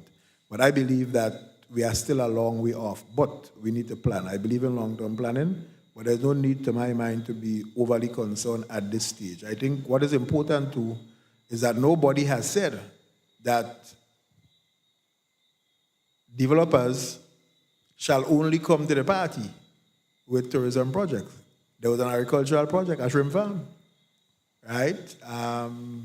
And any other project could come forward based on the priority sectors by government and GIDC, and if they meet certain criteria for CBI funding, our role would be to support. So I just wanted to make that point to the broad and general debate, but you're spot on. And to the chairman's point, there was a deliberate effort to focus on the hotel sector, to build hotels, especially in light of the fact that after the 2008 global meltdown, conventional investment to build hotels, renovate hotels, dried up. And so this was an opportunity, and this is across the region, not just Grenada, to attract foreign direct investment, specifically to build out the tourism plant. And so I don't think we're close to that capacity, in my own personal view.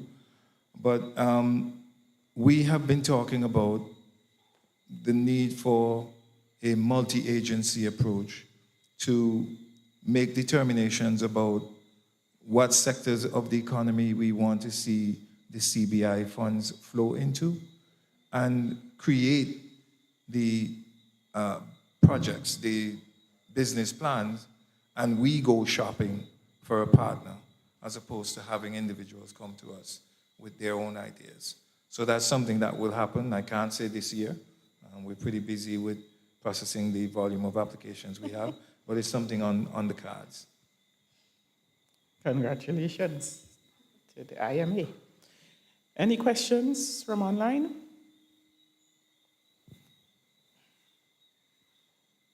Good afternoon. I'm Devon Matthew, Real Property Real Estate. Both two gentlemen asked my questions, but I have a third one. In terms of climate change, we see what happened with the drought season that we had there recently. What sort of plans you guys have in terms of investing in that area? And that's one. And two, there have been a lot of talk about the CBI program going to be closed, pressure from the US and the big country and stuff. Do you foresee that as a challenge going forward? Okay, so in terms of the climate change and the solution to the, I am, again, not sure or certain. So if you look at Bathway, right? That reef that we have there, that is all gone, right? And we're doing more investment in that area, so more pressure on those areas and stuff. So are there any plans to invest in those for the community then? If you're going to be invested in Bathway with this big development, are there plans to develop the area for the community and stuff? Like fix those things as an added service? Well, I'm not sure if I get in your point clearly. I think I said earlier that the fact that the development is diversified, there's going to be extreme pressure on the infrastructure to respond. That's the nature of development.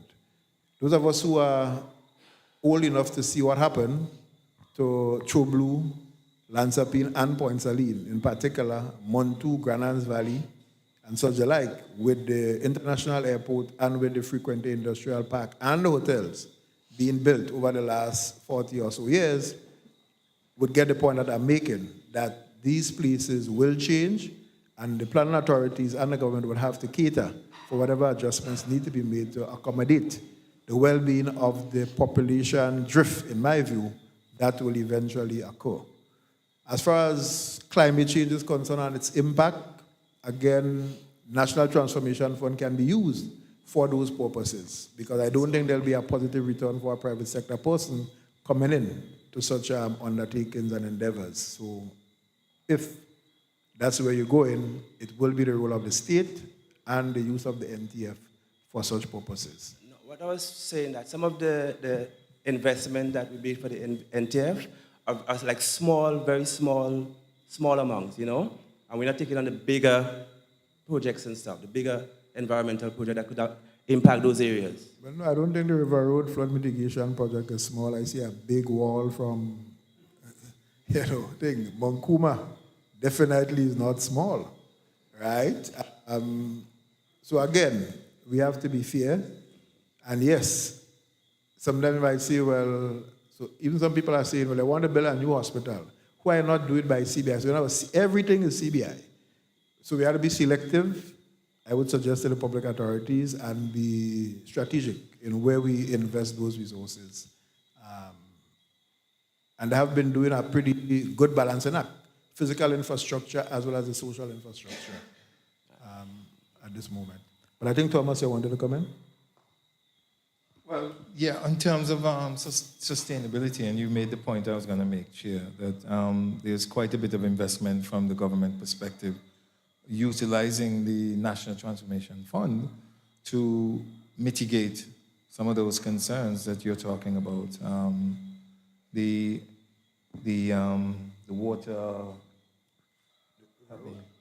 the flood mitigation, and all of those kinds of investments are being made from the CBI funds. But I want to caution us, as the chairman just said, about the idea that CBI being the, end all or all encompassing. It's part of. Last year, for example, we contributed about 30% of government total revenue, right? So it's not the solution to everything. It can help, it can assist with some of these challenges we're facing, but we have to be, again, strategic and selective in the way that we utilize the funds. So, Devon, let's come to sustainability now. I think Mr. Dion Moses here and I, we had that discussion many years back. I always say to people, do not ask how long will the CBI program last. My question to them is, how long do you want it to last? And my position is very simple. Only that which mutates as the environment changes can survive. That's a biological law. Applied to our social context, economic context, unless the CBI program mutates, improves, transforms itself as the pressures and changes take place in the environment, it will not survive. So, you see what we have been doing in terms of the concept of investment migration. So when we talk about people having a better relationship, we talk about diasporic desk. So my concern really and truly is that the 12,000 persons we have there, if I could get, or we could get 10% of them, for example, to invest further in Grenada, to send the kids to school in Grenada, that to me is the downstream benefits of the program. And the fact that the 5 countries now have agreed to have a regulatory authority and a standard-setting authority to better govern these programs to lower the risk profile, to allow these programs to mutate into the future, given what are being demanded of us, it is a good thing. So my view is very simple. Mutate or eliminate. And I think the programs are on a path to changing, transferring, and adapting to the changes out there. So I'm very, very hopeful and confident that not in its current configuration in 20, 30, 40 years, it must change. So we are here. All right, thanks for sharing. Thank you, Devon. Yes, we now have a question that would have come in online. Let us hear Caroline will read it for us. Yes. So we have a question here from a Cassandra Mitchell. The response around sponsorship policies wasn't clear. Does the CBI Act support and direct the type of sponsorship? In its new construct, is the IMA a body, corporate, or a department of government? I think, Caroline, you would answer this since you addressed the question of sponsorship. Yes, I can answer the. Could you stand, please? I can answer the first part of it in terms of the Act does not speak directly to sponsorship. Sponsorship, as we know, is a part of a wider marketing initiative. And prior to 2023, the unit, then unit, now agency, did not even have a marketing budget per se. So marketing and what we're doing here forms part of that marketing. The PR, sponsorship, those are all elements of marketing.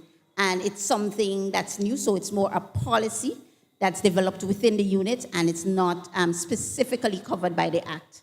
The Act does, however, give the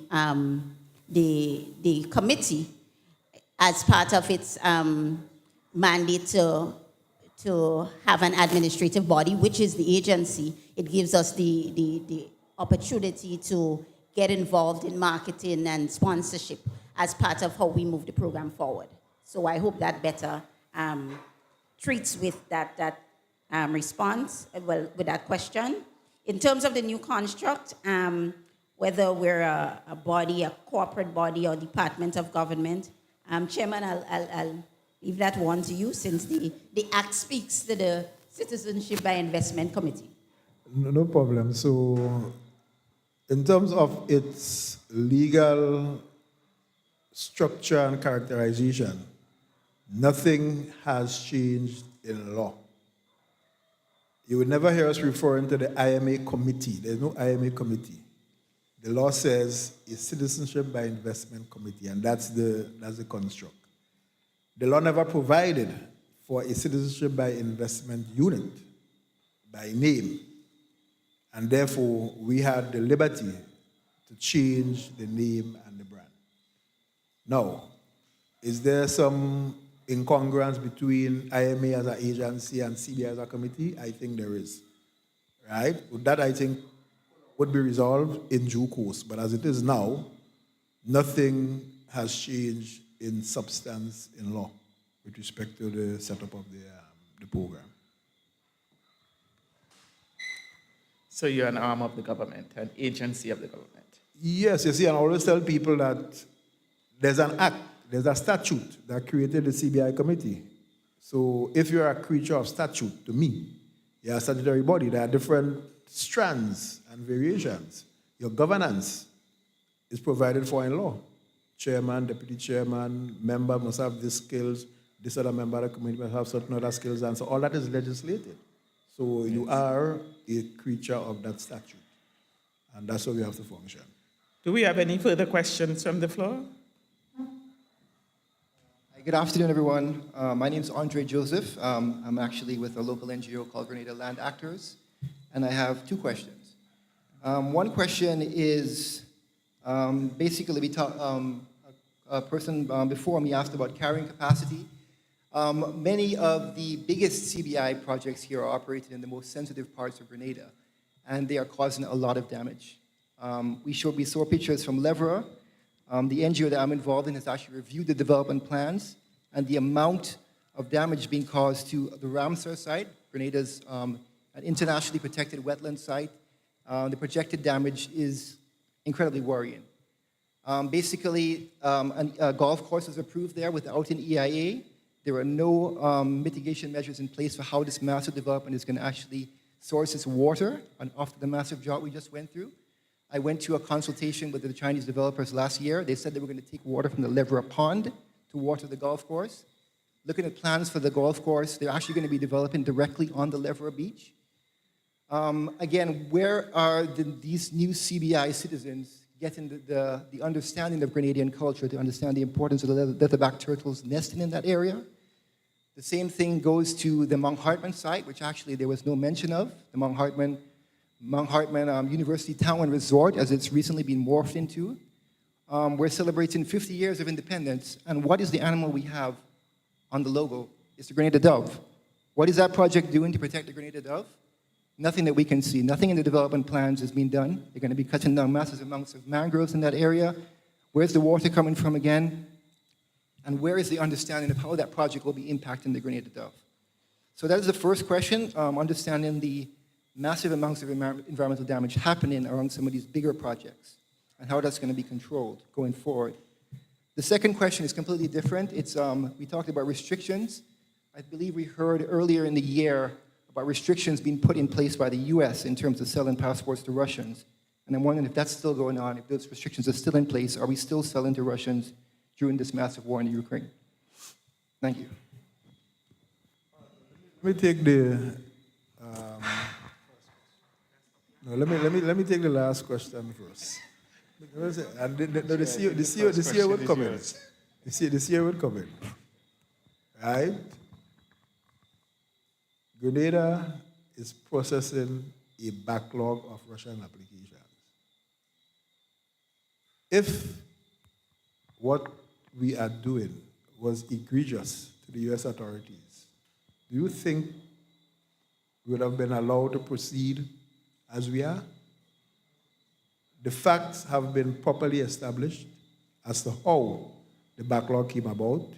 The data has been provided to all who is interested in it, and we are working our way through the Russian backlog. I've been on record again as saying, we are in no rush to rush through the Russian backlog such that when errors occur, everybody put a, oh, this is what happened. I'm saying the level of rigor must be no less than what we are accustomed to and to do it properly. So that is basically, for our standpoint and our relations with the US, been put to rest, as well as our other development partners. Thank you, Richard. No, I ain't finished. On the matter of the environment and untold damage,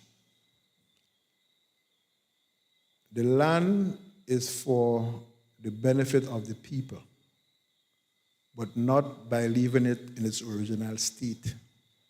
Cannot be. The untold damage done in the construction of the Morris Bishop International Airport is undocumented. Maybe it is documented. But I know we have lost our salt pond.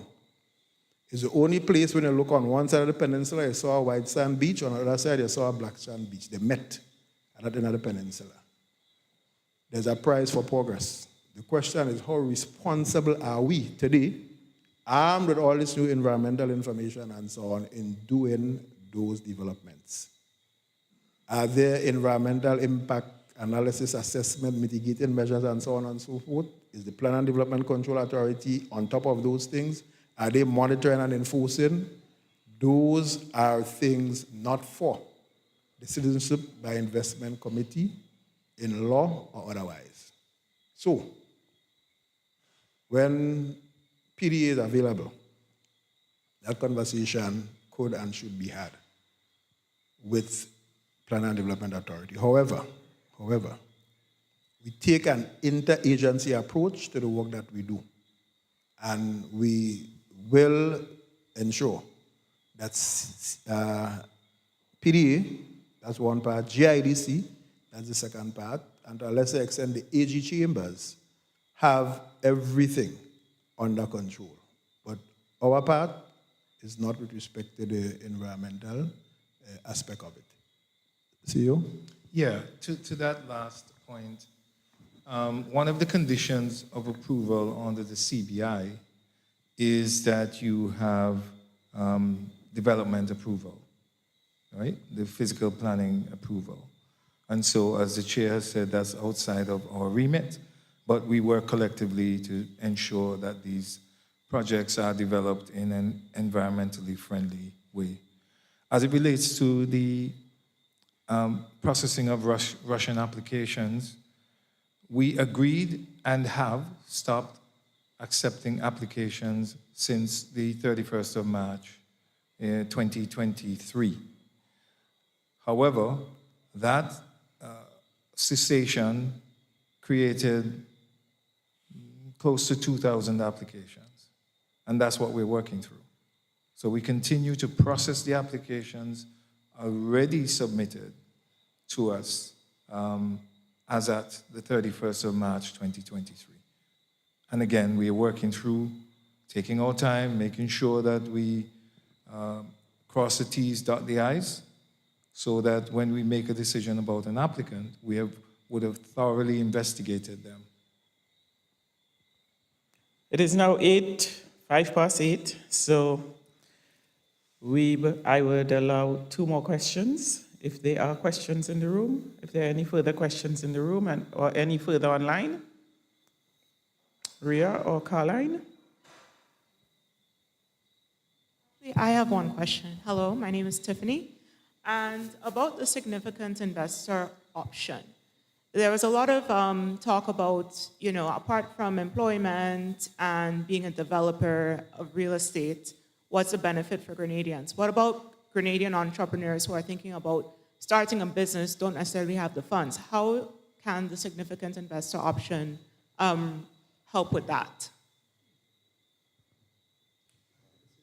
Well, the significant investor option is intended for a applicant to either create their own enterprise or to purchase an existing enterprise, a going concern. So I would imagine that the benefit would be, in that sense, the creation of an entity which can be attractive to a would-be investor in terms of having all of the regulatory requirements, business plan, the feasibility study, and those kinds of things. But the significant investor option is really intended, again, for an applicant, rather than buying in an approved project or contributing to government through the National Transformation Fund, to either create their own enterprise or, as I said, to purchase an existing enterprise. So they could develop a factory or something and have employment. Because based on the guidelines, they have to create employment. Correct. A significant investor. Absolutely. Apart from the capital amount, yes, they have to create employment. Yes. Any other questions? Oh, we have one online from Caroline. Mention was made of the Kiwannabe project. Yes. What happened to those investors? Well over 500 foreign investors put their money in the project. So they're asking what happened to that particular investment project. What happened to those investors? So there's a website where individuals, investors, can register their interest directly with government.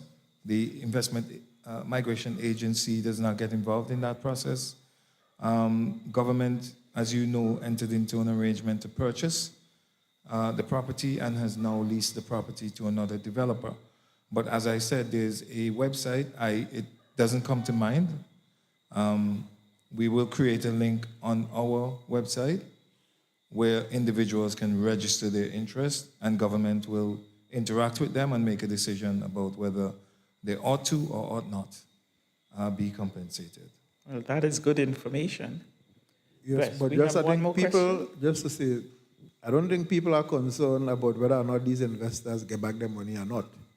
I I think there are concerns as to whether or not they remain citizens of Grenada having a failed project on your hand. And the answer is very simple. The investor is not the one responsible for the project failure. And in any event, project failure is not a criteria for depriving a man of his citizenship duly and properly earned. So they remain citizens. The final question of the evening. Good night, everybody. Just your chart. What is the name? Vaughn Patterson. Thank you. Your chart earlier showed a lot of blue and red. It was 40% Chinese, I think, and 30% Russian. Could you shed a little more light on the vetting of the Chinese and the Russians? Just a little details of who these people are, the Chinese and the Russians. Could you? Yeah, so everyone goes through the same due diligence process, right? We do not have particular due diligence processes depending on where you're from. So as I said earlier, the Joint Regional Communication Center, the Financial Intelligence Unit, international due diligence providers with human intelligence on the ground in China. So they speak the language, they understand the cultural nuances, they interact with the justice system, the legal system. The due diligence process is the same across the board, notwithstanding where you may have come from or originated from. Does that help, or should I? Well, no, I mean, you're smiling. As I say, I could talk for myself. All I said, none of us on the committee want to turn on our TV on CNN and BBC. And again, so I'm not too sure for the others, but for me. And therefore, right, we take every single pain and effort. I mean, you wouldn't imagine. I mean, there are documents that come through and the DD people could tell you that this document appears to be a fake document. And therefore, if it is fake, it means you are misrepresenting, you are denied an adrift fee. We have no appetite, love, or admiration for anything that, as I say, when you turn on the TV, I want to be ashamed of at all. So I just wanted to make that point, that we know these people from the local agents come right up to the top. And good point, Chair. We actually, well, the DD providers, they actually authenticate all of the documents that would have been provided, the police clearance certificate, employment letters, birth certificate, passport. And by authenticate, I mean that they go to the issuing authority to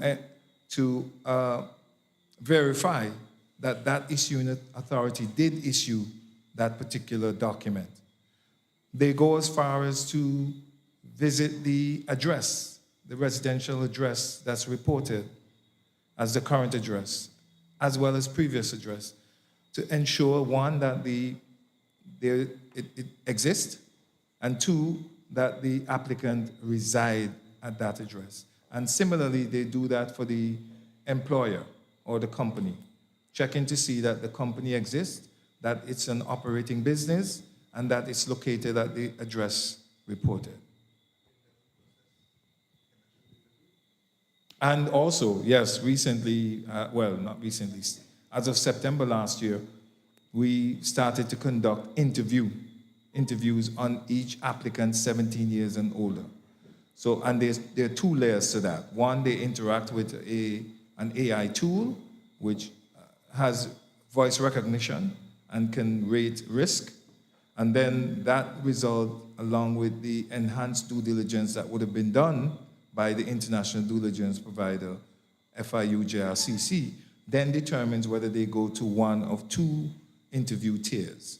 So a tier 1 interview is for someone who is regarded as low risk, and a tier 2 is for those who are regarded medium and high risk.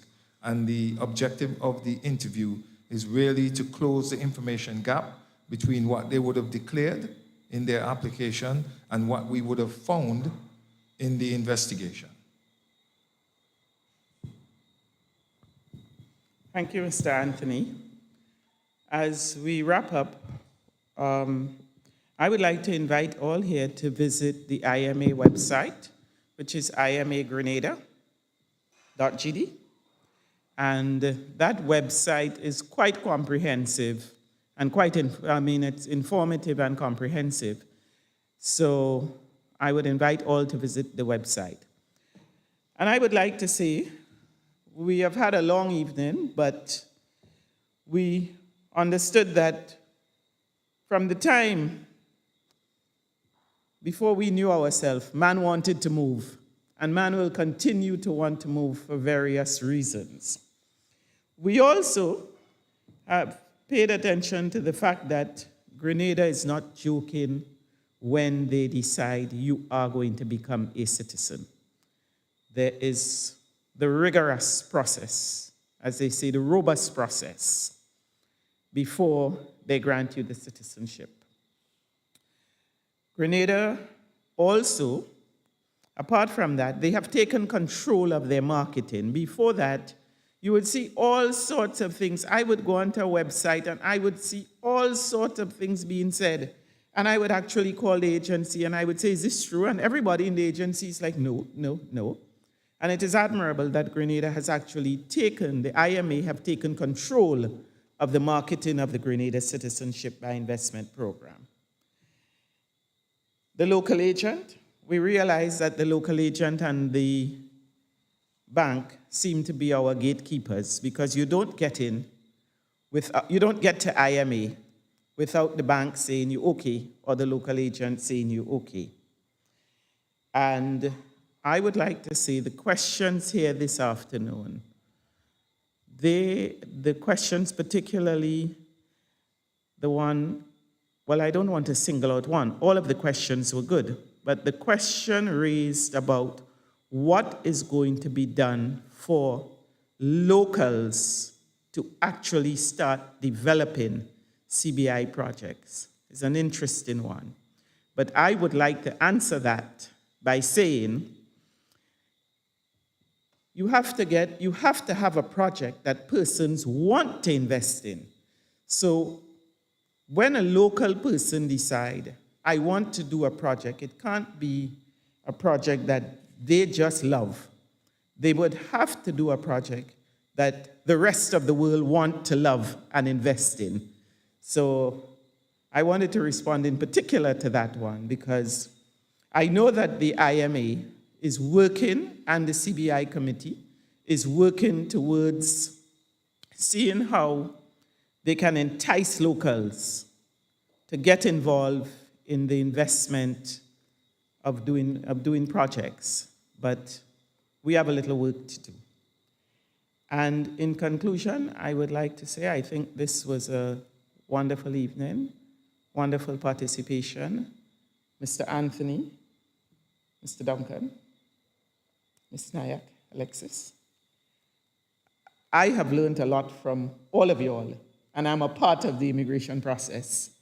And I would like to say thank you for being wonderful guests, wonderful panelists. And now I call upon Caroline Purcell, the Deputy CEO, to give us the vote of thanks. And after that, we can have a mingle, a tingle, and a jingle because there are some snacks behind.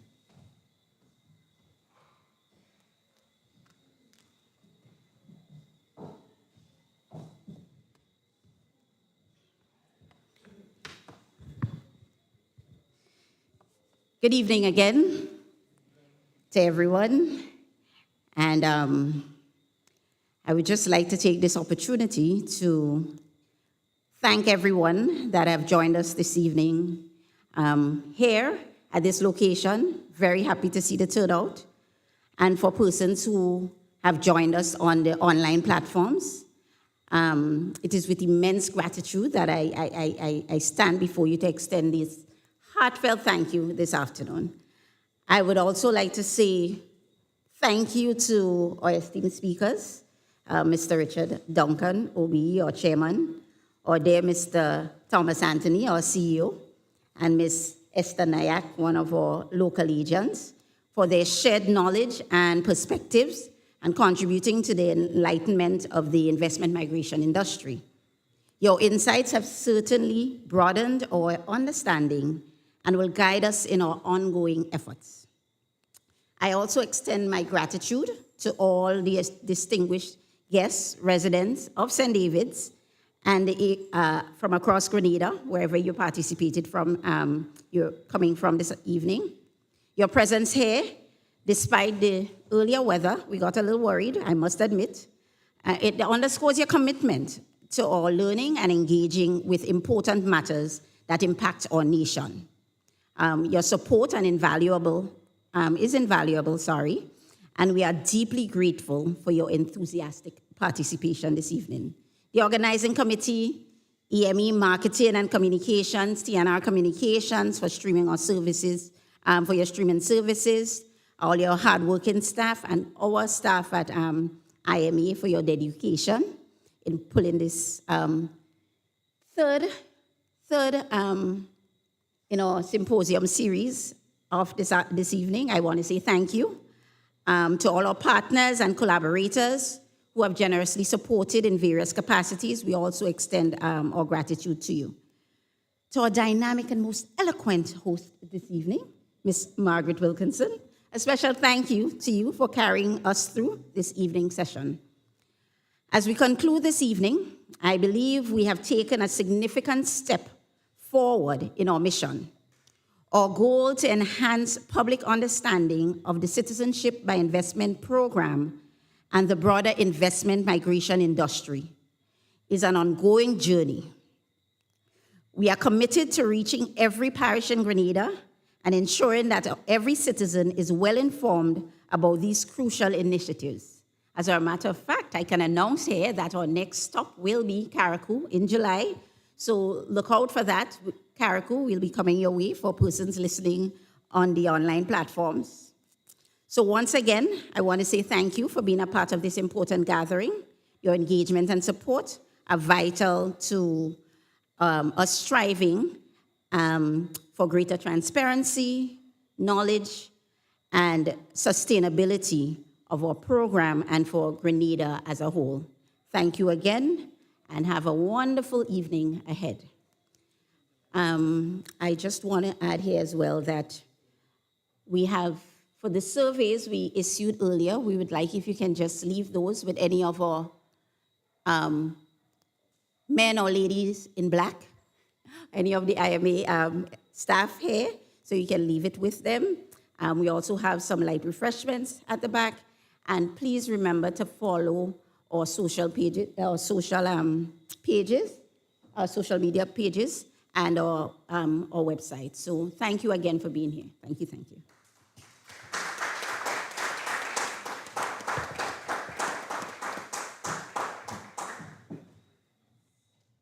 Grenada Citizenship by Investment Unit, CIU, prides itself on its commitment to excellence.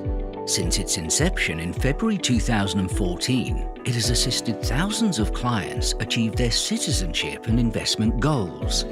As we celebrate our 10-year anniversary of providing this service to a growing global market, both the CBI Committee and the CBI Unit have given careful thought to how we can develop a new brand identity that embodies our program's growth, robust due diligence, and our dedication to providing exceptional service. This new brand also reflects the strategic importance of investment migration in the national development story of our nation. Today, we are pleased to announce the launch of our brand new identity, a milestone that marks a new chapter in our illustrious journey of facilitating and promoting investment migration. Our new brand identity combines the thumbprint, a universally understood symbol of biometric identity, uniqueness, and safety, a reference to core features of citizenship, our robust due diligence measures, and also the unique needs and motivations of prospective applicant investors, and the nutmeg, the spice that is synonymous with our land, our people, and the passionate way we work, live, and play. Our unequivocal signal of the central importance of investment migration to the social and economic development of our people. to create a memorable brand feature for this new chapter of our role in investment migration. Crucially, we have changed our name. From today, we say goodbye to the brand Grenada Citizenship by Investment Unit, and we welcome our brand new identity, the Investment Migration Agency Grenada, or IMA Grenada for short. Our new brand comes with a clear invitation to applicant investors to unlock the possibilities. We see ourselves as providing access to a myriad of opportunities, including enhanced mobility, stability, investment, industry, lifestyle change, or simply peace of mind, all of which make Grenada a compelling proposition for prospective applicants. Our new brand represents our promise to our clients, our stakeholders, and the public that will continue to offer investment migration pathways that are rooted in integrity, security, and prosperity.